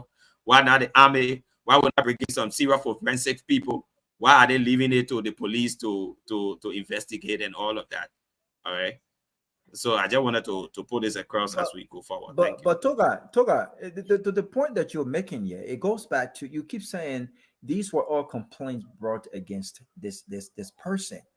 Let's break this down for a second, which is the reason why my position is I don't think that it was a mistake. It was a terrible precedent that was set by the Bouaka administration with regards to these demands. If we just take as face value what you just mentioned, you mentioned housing issues, you mentioned salary issues, electricity issues. These are all issues that are meant to be dealt with by the government. Military fundings comes through taxpayers and the government. And so the generals and those who are advocate for the military, they are very limited. If I go to Congress, for instance, and I put forth all of these different issues that are affecting the functionality of the military, and if the importance of the government addressing this issue, and budget after budget, we know what the budget is when it comes to the military and all of the things that are supposed to be important, right? If the government fails to do its due diligence and provide the necessary funding to address these crises, how do you hold the general responsible for that? This doesn't make sense. These were not criminal charges. In an investigation and in a report, I expect the government to take responsibility and say, look, you know what? We dropped the ball. Doesn't matter if it was the CDC government, if it was the Unity Party government, we dropped the ball because all of these crises mentioned by these wives had little to do with the general and a lot to do with the government. This is solely government's responsibility. And so these issues, from my perspective, this was an opportunity missed from the leader to say, you know what? I understand your grievances. I understand that you're trying to hold this man responsible because he directly represents your interests. But I can reassure you, as a new government in transition, we have heard your concerns, and these are concerns that should have been addressed by the government, and we can guarantee you that these concerns will be addressed by our administration. And you take the man that you should not have retired to begin with, a man that we've already invested so much in. He should not have been retired to be given political appointment. He had a lot more to offer the military. And you're moving all these people around for all of these useless reasons, right? Doesn't make no sense. And you take him now, you say, you know what? Because these concerns have been raised, he should not be defense minister. He should not offer his expertise to our country. This is part of the problem with our mindset. This is wrong. So I agree with you. We want to see the report. But in that report, I expect the government to take responsibility, and the government and our legislators should now start providing these things for our military. These guys put their lives on the line. Their families should be protected. Their families and their kids should be taken care of, and they should not be having these kinds of issues that were mentioned. But where's the criminality yet? Okay. No, but you don't even understand the point. Some of the AFL personnel issue, was slightly different. Do you know that the chief of staff of the army? Yeah, just 1 minute. Do you know that the chief of staff of the army also stays in the barracks with the people? Do you know that the chief of staff, the way he lives in the barracks with the other AFL personnel, completely different? The chief of staff lives almost like a king in the barracks, while the rest of the people around him live in abject poverty. And you think they will celebrate him? To do that, then what, you want him to live? How do you expect him to live? Their interest must be placed. So how would you expect him to live? You are discussing defense budget. The fact that this is a government responsibility. Okay, you guys, go to work. Let me personnel must be certified that one man live like king among and other live in poverty in a sea barrack. They will not celebrate you. It's not for you to be the head of an institution and the rest of your colleagues live in poverty and you say they must celebrate you. Why you I don't agree with that, but it still does not negate the fact that it's a government responsibility. The government must act. You can't say that. You can't say we should trash the issues. Let's make some progress, right? Okay, you know something? Something quick. I beg you. I want to say on this platform that people who watch us, most of them supposed to be educated. You're clean. Look, if I say somebody don't have balls, it's a metaphor. Some of y'all went to school in the country, you're ready to get your degree online. It's a metaphor, and plenty of people are taking your test for you. They can say a reading cats and dogs. Doesn't mean I cat and dog falling from the air. It means that a reading heaven, if I say they don't have a ball, it's a metaphor to say that they did not have the strength or they did not have the mindset to do that. You can't twist my word. You say you went to school. Behave yourself. Let me say this, right? I will urge all of us to the next few days during the weekend. Let us dig deeper in this AFL's man death. Let us use our phone, our connection, our contacts. Let us reach to the family, try to get to the bottom of it. So when come Monday, we have some answer for Liberian people. That will be able to tell Liberian people what's behind it. Let come to our own due diligence. Reach out to everybody you can reach out to. Let us really try our best to find out that Bobby Manning, to find out how he really died, whether he killed himself or something happened. We got to find out. Let us take our time over the weekend and make contact with the family, the AFL, and everywhere you have contact. Try to use that channel, please. But we have discussed it almost the whole day. We'll open the lines for 5 calls. But before we open the lines, I just want to go over something again. We hope we can touch on the UP protest today. There's a ruling, the governing Unity Party, and on the issue of the protest today at the headquarters, where even some journalists were attacked. I believe that, like Toga said, we have a ombudsman in place now. Councillor Kanga Finlay is now he's the head. Our own man from our platform, Lamin Pagbo, he's also a member of that committee. But I think they said they delay his confirmation, but I'm sure he will be confirmed. Somebody who will have high regards for, and I know Lamin is a man of integrity, and he will bring a lot to that office. So we expect him. We want to congratulate him for that. But let us talk about this UP crisis at the UP headquarters, because I believe that when you're in a government, you cannot still be holding a position as a party chairman, party official, executive of your party, and be in a government. I remember when CDC took power, Maggie was chairman of the CDC. He had to relinquish his chairmanship, and Malu took over as party chairman, and other people came in. It happened so, but Amos Twe can be LPRC MD. He's still party chairman, and then Luther Tapper, my good friend, MPA chairman of the board, and still party chairman and secretary respectively. So I think the partisan, well, I mean, they had a position today. They had a right to protest about it. But again, it's the internal affair by the Senate. They are the ruling party, so we have a right to talk about it. But let us take our time this weekend to really check on. I'm sure Grace, all you guys, Toga, you guys are people who will go to the length to find out what happened with Bobby Manning. Let us try our best to get the Bobby Manning family. I can tell you, I know Grace will have somebody from a family before Monday. She'll make that contact. I trust all of you guys. Yes, Toga, between now let and Monday, I think the family will have a spokesperson. because And we can just talk about it today and let it go. Let be able to come up some answer for the people on Monday. Find out what happened to Bobby Manning. But before we go, Henry, you gotta take some calls quickly, and then while waiting for Henry to come and take some calls, 1 minute each. You can just get your thoughts about the Unity Party protest today at the headquarters of UP. We'll start with you, Ellis Jones. 1 minute, please. Well, I think it was important to mention that before I speak, I do my research, and I told you what the issue was.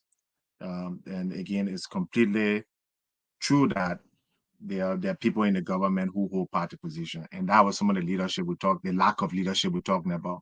They shouldn't come from Unity Party. This is not a new party. They shouldn't come from a party that claims that want to govern the country, but yet they can't conduct themselves, at the party level. So again, that's just my take. That we just have bad leadership. Ben can go around all you want to say that the people. What does the people have to do with this? You want to tell me Joseph Boakai does not know that these people who are appointed as managing director and FPA, that they're still part of the party and running things there? If he does not know that, then he's unfit to be president. Because he should know that. But I'm a point. So again, nothing in Liberia. If you take the same people, you take a Kagame, you take a Mukafuma, you brought Mukafoli, you bring them to Liberia will change, because these are leaders that are capable. These are leaders that have moral principle. Our problem here is we don't have moral leaders. When I mean moral, I mean you perfect. But what do you stand for? And I agree with Grace. Dr. Monoba stood up for principle, and that's part of the reason I work with him, because he did not endorse any of the two parties officially or unofficially. And those people who went and endorsed whether the Unity Party or the CDC, they've showed no leadership. They're selfish people who are only thinking on themselves and not the interests of the Liberian people. And I know you got to respond to that, but go ahead. No, I'm responding. How we doing our end? Eric, can I take some calls quick, man? We're not taking. We're not Yeah, let's take some calls. While waiting for the man, let me talk. For CDC. Your ANC people, your fast still up. Yeah, God, amen. Look, negotiation went on, but that the money was still a grant. Grace. He's still a grant. He never took a negotiation. But the ANC took a negotiation. So I put it out. Who stand for principle? Dr. Clarence pay money back. Thank you. I repeat. Okay, All the parties, Ben, I repeat, all the parties at 2 party election, they negotiated with the two parties at the end of the day, UP and CDC. Every party. At the end of the day, who are endorsed at the point. Okay, so let me say this. So Anyway, this is my Aaron, can I take some calls?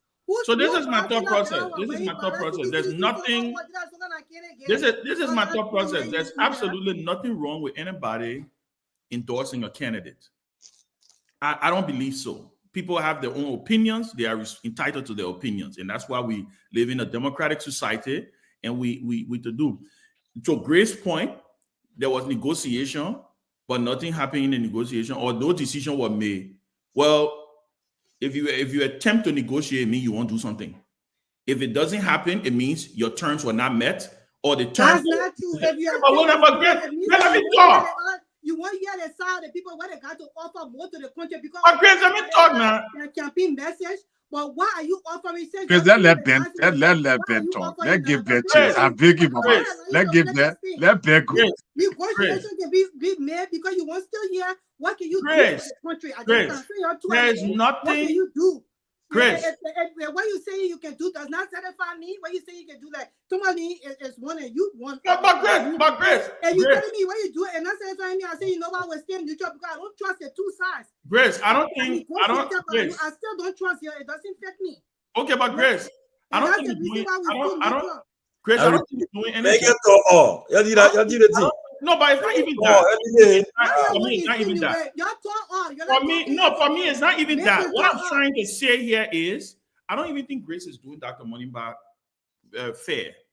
Because guess what? If Dr. Monimba wants to be president of Liberia, he's gonna need I speak on my own terms. Yeah, but let me talk now, Grace. Let me talk.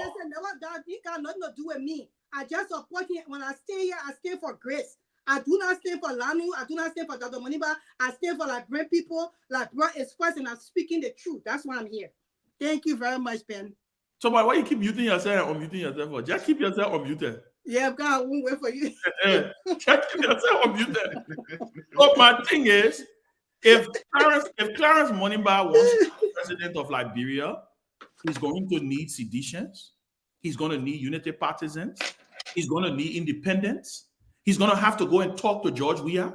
He's going to have to talk to Ellis Cummings. He's going to have to talk to Joe Boyka. And he won't be president. They're not people from Moon, from Saturn, or from Pluto. But now they're seeing negotiation. You can do this. Grace, you can do this. They're seeing negotiation. We're talking right now. But Grace, listen now, but let me talk. Now, that's why you're due to be all the time. You see how it feels. Look, I will advise Dr. Moniba not to listen to you and Alex Tutu Jones. Because the two of y'all be corrupt. Now you be corrupt, man. Because we're not like brain political people. We do it in a brain way. They get a black and white, the truth and the lie, and they get a gray area. That brain way like a gray area. Right? So you need to listen to the truth. But Grace, Moniba don't want to be president of the Republic. Yeah, you need to be a direct. Moniba don't want to be president of the Republic of Clarence Moniba. Right? He doesn't want to be president of the Republic of Clarence Moniba. He wants to be president of the Republic of Liberia. And guess what? And just guess what? All the people you're talking about, all the people that went and voted for CDC or voted for Unity Party, they're Liberians. They don't want to have to vote for Clarence Moniba. So my advice, and please don't please don't unmute yourself. So my advice. No, we're not Ben. Because Ben, we were not sitting on that platform and allow you to speak that kind of thing. So because they're going to vote for him, he should not stand for the truth. That's not what I'm saying. That is not what. But why you can't allow? We got 5 million people. We need that group of people. That is not what I'm saying. What are you saying, Chief? What I'm saying I'm not telling you that Dr. Moniba should not stand on his principles. That's not what I'm saying. What I'm saying though, he can have all the principles he wants to have. He's going to need these people to vote for him. And if he wants them to vote for him, he will have to engage them. Listen. You heard Joe Biden yesterday. But that's the reason why he negotiated with you. Then you're telling us all that negotiation going on. That's the one. But great. You heard me talk about. He negotiated with you. Great. But you are not still adding up to him, so he's too neutral. But Grace, when the person had a boss, the other person negotiated the work barrier. Someone joined the youth. In fact, the same party, someone was running barrier, someone joined Joseph Bagasa. Our party, Lanu. I'm not even policy on land. Let me just tell you the truth. I just support Moniba vision. The Moniba party is too neutral, the entire party, because Moniba is a leader. When you're leading, your people follow you. They don't go join once I can say like, oh yeah, you know, the party said it was staying away, and so I don't want to stay away. I need to let me lay my thoughts. Chairman, let me just say something quickly. No, but Tommy, I beg you. Let me just I beg you. Let me say this. I'll repeat, right? All the parties that took part in election. I mean, it's not necessary. I want to make it clear, Ben. It's not necessary. I'll negotiate with the CDC and the UP. My point here is, again, somebody discussion I will held with these people. We just want to that we said they let it pass. But you see, for me, let me say this. For me, it's neither here nor there. I'm not worried about negotiation. Negotiation and leadership ability. Let me leadership. Tomalin, you can negotiate. It means that we are leaders and we negotiate. So stay on one side. He wasn't there. Because he wasn't in the room. He wasn't in the room. Grace, you wasn't in the room when it was still hell. Grace, I will not stay with you. Grace, I'll tell you, Grace. I'll tell you. Grace, you weren't in the room when this negotiation took place. Okay, you were not there, Grace. I'm telling you, Grace. Let's leave it so because Grace. Look, for me, let me say this. Let me say this. I will end on this 30 seconds, right? I'm not going to speak about who negotiated and who he negotiated. I'm talking about the notion that if you want to be president of Liberia, you got to deal with seditions, you got to deal with unity partisans, you got to deal with independence, you got to deal with liberty partisans. My only thing I would say, I'm not saying don't stand on your principles. All I'm saying is at the end of the day, discussions will happen. If Alex Choo Jones won't be president of Liberia, he's not going to be president of Liberia just by sitting on closing argument and talking. He will have to get on the ground. He will have to go in the villages. He will have to talk to the people. He will have to hug some people he won't hug. He will have to touch some people he won't touch. But at the end of the day, it's what he does when he becomes president. For me, that is the most important thing. We do not have a perfect society. There's no society that is perfect. You have Republicans in this country who would not support Trump. They will support Biden. It don't make them less patriotic or more patriotic. It just says that their interest is aligned with Joe Biden at this period. Colin Powell, one of the most decorated, the late Colin Powell, one of the most decorated military men in this country history, broke with his party in 2008 and supported Barack Obama. Exactly. It didn't make him less patriotic. People didn't call him a flip-flop. But because the message Barack Obama was carrying, my brother, you tell him what ego. The message he was carrying, what I'm telling you now for me. But Chris, Ben is protected though. Ben is protected. So the message. Chris, let Ben finish now. Let me finish my thoughts. Because I supported him in the campaign. Oh, Chris, let him finish. Chris, again, Colin Powell did not support Barack Obama because guess who Barack Obama ran against? If Colin Powell was supposed to support anybody in any election, it should have been John McCain. John McCain was an upright man in this country. He was called the Maverick. Colin Powell voted for Barack Obama. Go back and do the research. Because Colin Powell. Grace, that is not true. Grace, that is not true. That is not true. Go back and research why Colin Powell voted for Obama.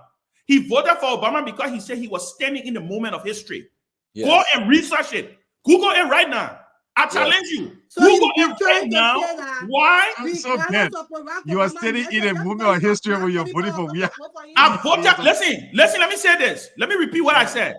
I voted for George Weah because if you put George Weah and Joseph Boyka together, any day I will pick George Weah. Any day. With my eyes closed. One day we'll have a show where we get to know. But that's my point. That is my point. But guess what? Me voting for George Weah against Joseph Boyka ain't mean I'm less patriotic. It's not. We're not seeing that. We're not seeing. I think. But Alex, let me end. We're not seeing you less patriotic. But what you seeing that you stand for the values of there is this notion that you're peddling that those who took a side in the runoff were selfish and didn't know what they wanted for the country. No, it's wrong. Because guess what? You can decide you won't go vote in an election. First of all, voting in an election is a civic and a patriotic duty. You don't have to vote. I know you don't. I know you don't have to vote. It doesn't make you less patriotic. My brother, I didn't say it make you less patriotic. Unlike you, who's saying those who choose a side, they were selfish and they didn't like the country. Those who choose the side of people. Hold on here. Yes, I stand by that statement, Ben. But he said that. Those who choose the side of corruption. If you choose the side of a corrupt leader, you are selfish. Guys, the whole country was selfish. No. Guess what? Guess what, Alex? Everybody picked the poison. This is the reality you don't want to accept. The reality you don't want to accept is that you have an imperfect society. You have a leader. Guess what? Clarence Monimba that Grace talking about here. Clarence Monimba served in the Ellen Johnson Sirleaf government that Robert Gamba was one of the most corrupt government in the history of Liberia. No, nothing wrong with that. Nothing wrong with country. But we're not very good. So when he served in Ellen government, it means he was serving his country.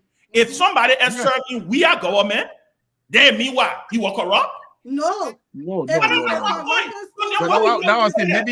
I'm saying, maybe we need to have a show because we will have a show. But guys, let me come in. I gotta go. Let me come in. Let me get my closing. Tomalin. Yeah, I will support Ben on this one. I will support Ben on this one. Here's why. I won't bother you. But I've been disagreeing with Ben. You make disagree with me every day. Yeah, I don't always support Ben argument. Ben is very pessimistic about. The only thing I know, if Clarence Monimba listened to Grace and Alex Jones, he will be president of the Republic of Clarence Moniba in Alabama. So, Yeah, That's but not he true. didn't listen to So- Alex Jones, so he's not Oh. president. So maybe when he Oh, listens to Alex Jones, he will be. okay, guys, let me land now. Let me The two of you from your party, Aaron. The two of you. let me say this. Let me say this. Let me say this. I do not agree with this narrative, this concept that everyone who worked under a particular administration, or just because you supported a particular candidate, somehow made you less patriotic than those who supported the other candidate. I don't agree with that, right? And not only have I described the Ellen Johnson-led government as perhaps the most corrupt government in the history of our country, I've also said that Charles Taylor was one of the most notorious leaders Liberia ever voted for. But there were characters and there were people in that government that served the country well. There were people that served the country well. And people have crucified me for saying this. But one of those people, and this have got nothing to do with the current role that he holds and his performance there, right? But I always thought that in during that time and under those circumstances, I thought Money Captain was an excellent representation of Liberia as foreign minister under that circumstances. There were people who worked in the George Weah-led administration that were fine Liberians. There were people who supported and voted for George Weah, and they are entitled to that constitutionally, based on many reasons that you and I may not agree with. But does that make them less patriotic than those who support the Unity Party? Absolutely not. Because if we define the word patriotism, right, and those who bash these people and frown on them exercising their constitutional right, and the reason why they didn't like them voting for George Weah, what are they doing now? What are they doing now? They're doing worse than what they frown on. Rule of law, right? What they define as patriotism, flying private jet while people patriotism means country, brother, not individual. But exactly, but in our country, so you don't have to vote for either, then you can still be patriotic. But here's the thing, I concur with you. But in our country, the word patriotism, I think, is often used very loosely, right? Because patriotism is not just a word, it's not just a verb.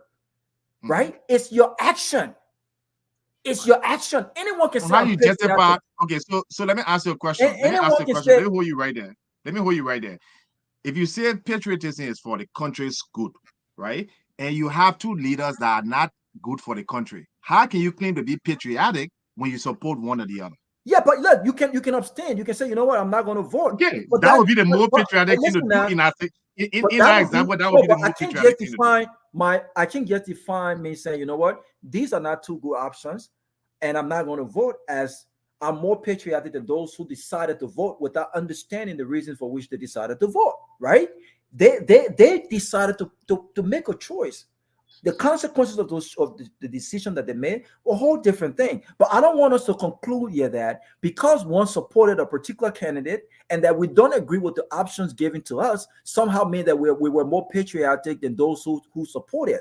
Let me close on this note. Tomalin, please, just 30 seconds. Let me close on this note. I remain optimistic about our country and the future of our country. And the reason why I remain optimistic about the future of our country is because I understand that there are more good people in Liberia than there are bad people. But those good people, those men and women who know better, must desire better. And they must be willing to fight for better. They must be willing to demand better. Right now, as I speak to you, the reason why the people, the ugliest of us, still control the narrative in our country right now is because we have not stood up enough to say we want better. We are sick and tired of the condition that we've lived under. We will get better. We have not fought enough. And until we decide to fight enough, not just through our words, but through our action, we will see ourselves where we are. Thank you. Thank you. Today is Friday, and look, a lot of graduation taking place this weekend. People and myself, I'll be on my way to Maryland soon for two graduations tomorrow. So look, we gotta call it. We gotta try to call it a day. But just to get a roundup, our thoughts and prayers with the families of Sergeant Bobby Manning, the AFL soldier that were alleged that it is being claimed that he killed himself. We still got to find out what caused his death. Sergeant Bobby Manning served our country in many ways. He was in the peacekeeping force in Mali, and while on guard duty at the Ewa and Kessley barracks in Shuffling, we are being informed that he shot himself 6 times. And that's something that some of us find it hard to believe. We're going to investigate and dig deeper into it. Hopefully by Monday, we'll have some information about his death. And also, the ruling Unity Party, the partisans are today barricaded at headquarters and calling for the Secretary General and the Chairman to step down because they're occupying government positions. It's up to them. The UP got to find out what's happening in their own party. They're the ruling party, and the guys promised that will continue the protests. They're calling for Amos Twe, the LPRC MD and Secretary General of the party, to step down, and Chairman Luther Tape, the MPA board chairman, to step down too. So let's see what happens next week and over the weekend, how to resolve the issue. We're going to repost that. Timothy, just to add to that, they brutalized the press people that went to cover the story. Yeah. I know the boy from Spoon, Nelson Colette, he reported he was attacked. And also, we also get information that Liberia representative at the MRU, the Minor Rural Union, Maria G. Harrison, she has a tenure to serve, but we are being informed that the UP government asked her to step down from that position again. And also, we get information that the central bank governor, Aloysius Talu, have been asked to resign. We all found it, and then President Bwaka we've been informed that he will be attending the South Korea African Summit. The foreign minister is already in South Korea. He'll be leaving at the country tomorrow, I think, to go to South Korea. We'll monitor that visit in South Korea. So, guys, let us give our closing comments, at least 1 minute each, so we can call your day and get our lives going for the weekend. We'll start with you, Grace. 1 minute. Well, it's nice to always be on the platform. My condolences go out to Bobby Manning family, and we're hoping that by next week there will be information coming on from investigation from this matter. I also want to say I am not a member of LANU. Dr. Moniba is the vision bearer of the New Liberia movement, the New Liberia movement, and that's where I'm a part of. I support Dr. Moniba from a distance because I saw his vision. I'm an independent-minded Liberian woman. Very, very unique. So when I saw his vision, it grasped me to say that this man will carry Liberia forward. In my life, there is no gray area when it comes to changing what is supposed to be changed. I would say that Dr. Moniba always say, Liberia will be a great country one day. All of us want change, but are we willing to change individually? No, we are not. Most people say, oh, we want change. When they ask you whether personally to change, you will refuse to change. And that's what Liberia is suffering from. So I will come here and speak truth to the Liberian people, because for me, it's not about individual, it's about Liberia, putting Liberia first. I'm not trying to vote my cousin into power because my cousin was in this race. Edward Appleton is my cousin. I never supported him because I don't think it was right at the particular time when he came into the race. So I went to the person who their vision caught my eye for Liberia. So when I speak on this platform, I speak as an individual woman. I don't speak for the Liberian national. I don't speak for the LANU party. I don't speak for them. I speak for myself. I don't even speak for Dr. Moniba, because Dr. Moniba speaks for himself. You all heard him on the platform. He knows how to present his matter. So I speak for myself. I'm a Liberian. I have the right to do that. You can speak for yourself because you have the right to do that too. So I just wanted to clarify that. I think this was a very good show. The closing argument was very close tonight. So I enjoy being here. And thank you for having me. Again, Ellis Jones, 1 minute, please. 1 minute, please. 1 minute. Every time I want to speak to Billy, even though I don't go long. No, I beg you. You don't go 6 on minutes. here. Thank you. I usually even give my time out of you guys. I beg you, man. You don't go more than that. But let's go 1 minute. That's Okay. cool. So my condolences to the family. I think it's a very tragic situation. I think the government has not responded with the level of professionalism. People, children and fathers and brothers are serving the country. And the least you can do is such an incident is to show leadership and inform the public on what is going on. As far as, a lot of times, I think I'm misconstrued, especially by my traditional political people in Liberia that feel that politics is about power. And I disagree with you guys.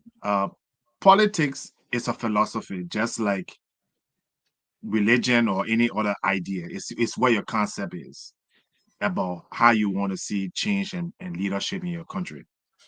And I come from the leadership school of thought where the best and the brightest should lead. Aristotle.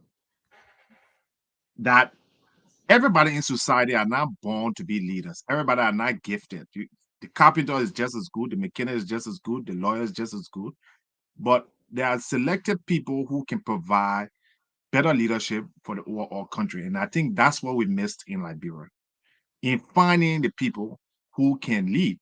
And we think that you have to be empowered to lead.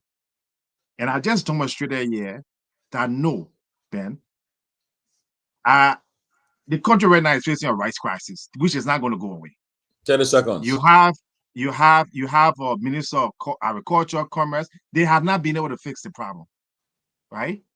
It behooves every Liberian to help find a solution. You don't have to be a leader. You don't have to be the Congress. Our legislator did not find a solution. So by me coming out and adding my 2 cents to the table, that is more than leading. That is more than being president of Liberia. Now, what to do with it is up to them. But you can never say, oh, because I'm not in power. If we were selecting people who are providing good, sensible solutions instead of our friends and our party people, I bet you Liberia will be a better place. And I think that's what we don't do. We're saying that we got to stick with the same people, even though. And lastly, I want to point out, abstinence from political process does not mean you're not patriotic. Sometimes it's the best course. That's why people boycott. Many times you boycott when you believe that the choices before you does not meet your values. And I call on all my supporters in this going election that there was no good choices between the two, and they should sit it out. And many people did not vote. I'm not saying they're all my supporters, but I educated them. You should only vote for what you believe, because once you vote for that person, you own it. So you guys are voted for President Bouaka, you own what's happening to Liberia today. And those who voted for we are under the 6 years, you should take responsibility. That's all I'm saying. Don't come and say the people. You voted for a choice, and that choice led the country to disaster.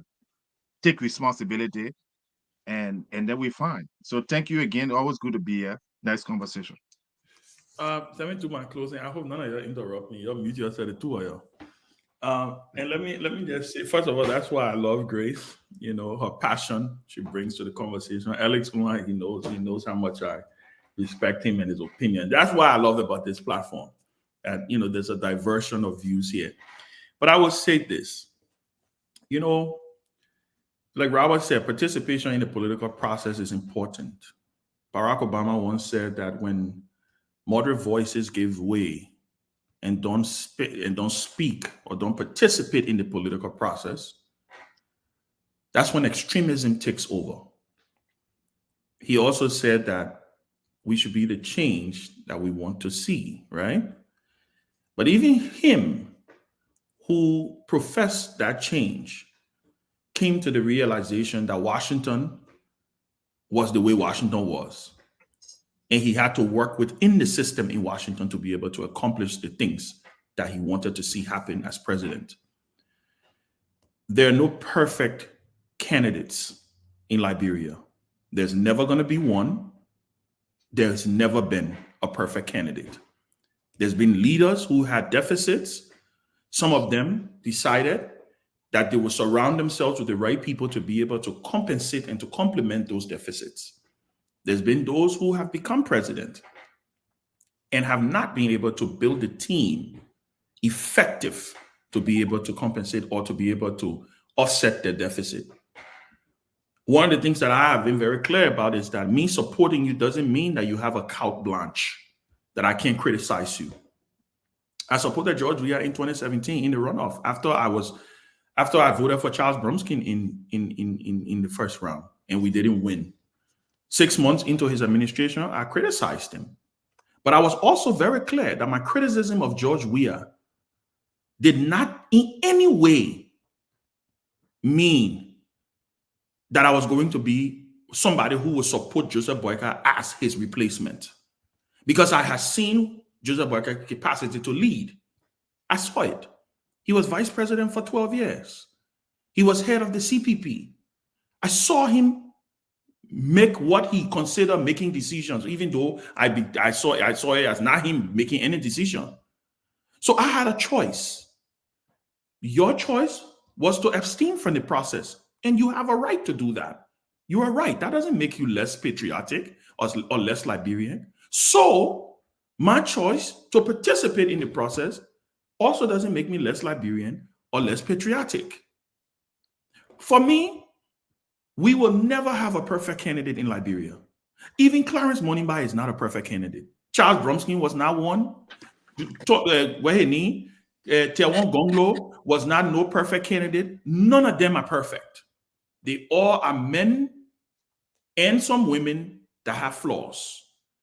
I will only say that in order for us to see the change that we are talking about in Liberia, we have to first understand the society that we are trying to govern.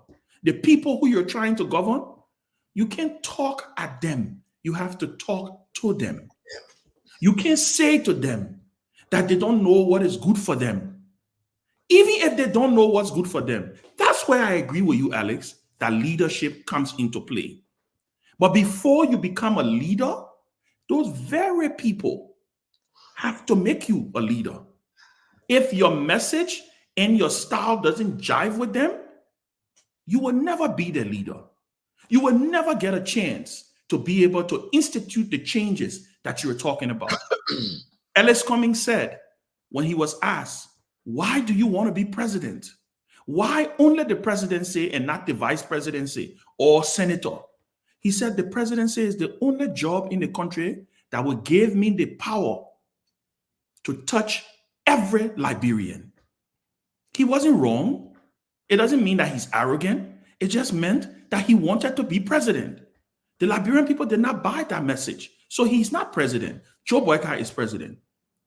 So I will only say, wherever we do, we will have to deal with the country that we have. We have to deal with the generation that is growing up today that only believe that they can only survive by getting government jobs. It will have to take a president to come to that will come to Liberia, that will have to communicate to the people and make the difficult and tough decision to say, you know what, those of you who are not qualified to serve in the government, I will support y'all go to school. I will educate y'all, and y'all maybe y'all can come back and be able to serve in the government. Or guess what? I may build a private sector that y'all will be able to find jobs in the private sector. But until that leader comes, that leader is not just going to fall from the sky. That leader will have to be elected by the same people. That's why I said it almost seems like we're running on a Paris wheel. So my final thoughts on this, I will end by saying, we all are Liberians. We all want to see well for our country. We just may have different of opinions on how we want to get to that destination. But I respect everybody's decision that they made. People who negotiated, people who didn't negotiate, people who wanted to negotiate, people who stay on the sideline. In the end, we all made a decision. And let me say this. If you didn't vote, you voted in some way.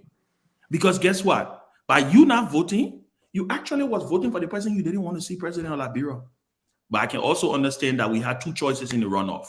And if you made a determination that those two choices were bad for the country, then you could decide that I want to abstain. And that too is your right. As always, the closing argument, fascinating conversation. I love my big sister Grace energy that she brings to the conversation.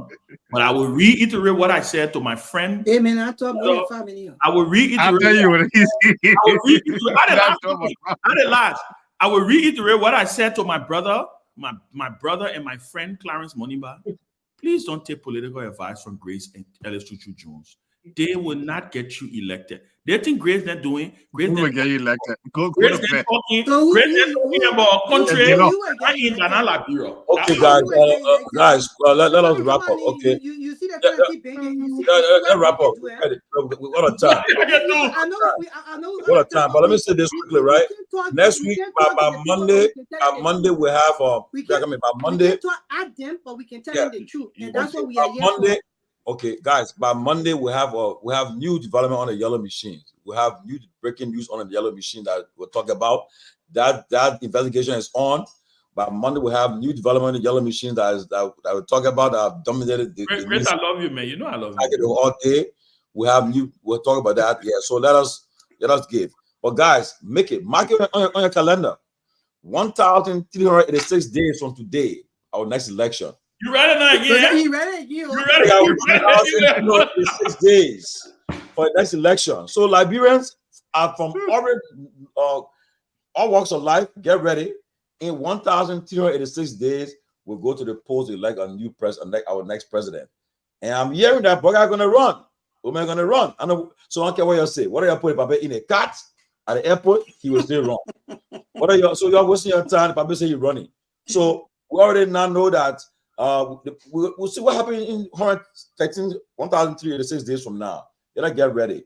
So let's again on Monday we have a report on the yellow machine. You see how he talking? He want to talk. He got Ben. We have reports on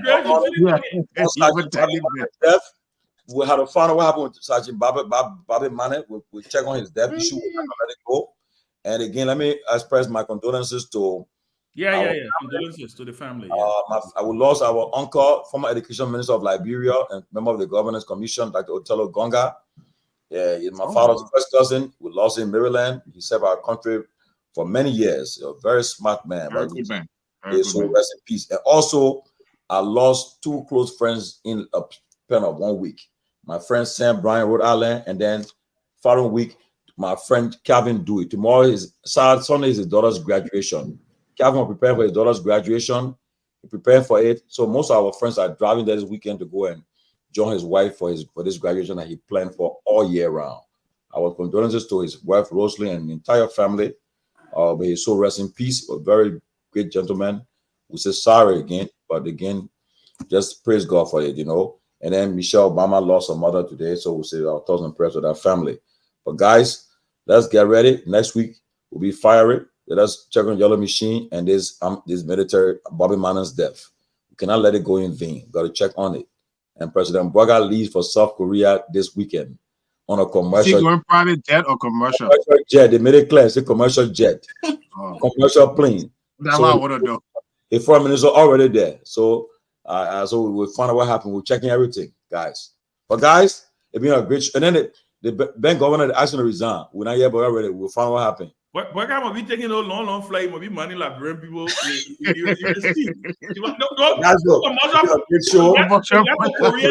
That's have a nice weekend, and we'll see you guys. He promoting the public to tell. He promoting. Why you make private plane?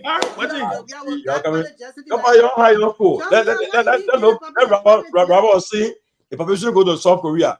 When you go to the Babylon, go there again. So what that flight, that small flight, that almost 18 hours flying. They not do that into the woman. Ben is trying to encourage the woman to buy private jet. That you use like weapon money to buy. He going to get dividends? Then he can go private. Will be rescued. Rescue the country anyway, manner. By fire. We rescue the country by telling the truth. We just don't say the truth. We're sorry. The truth is the truth. Why you say the Money Man movement, the new Liberia movement? Yeah.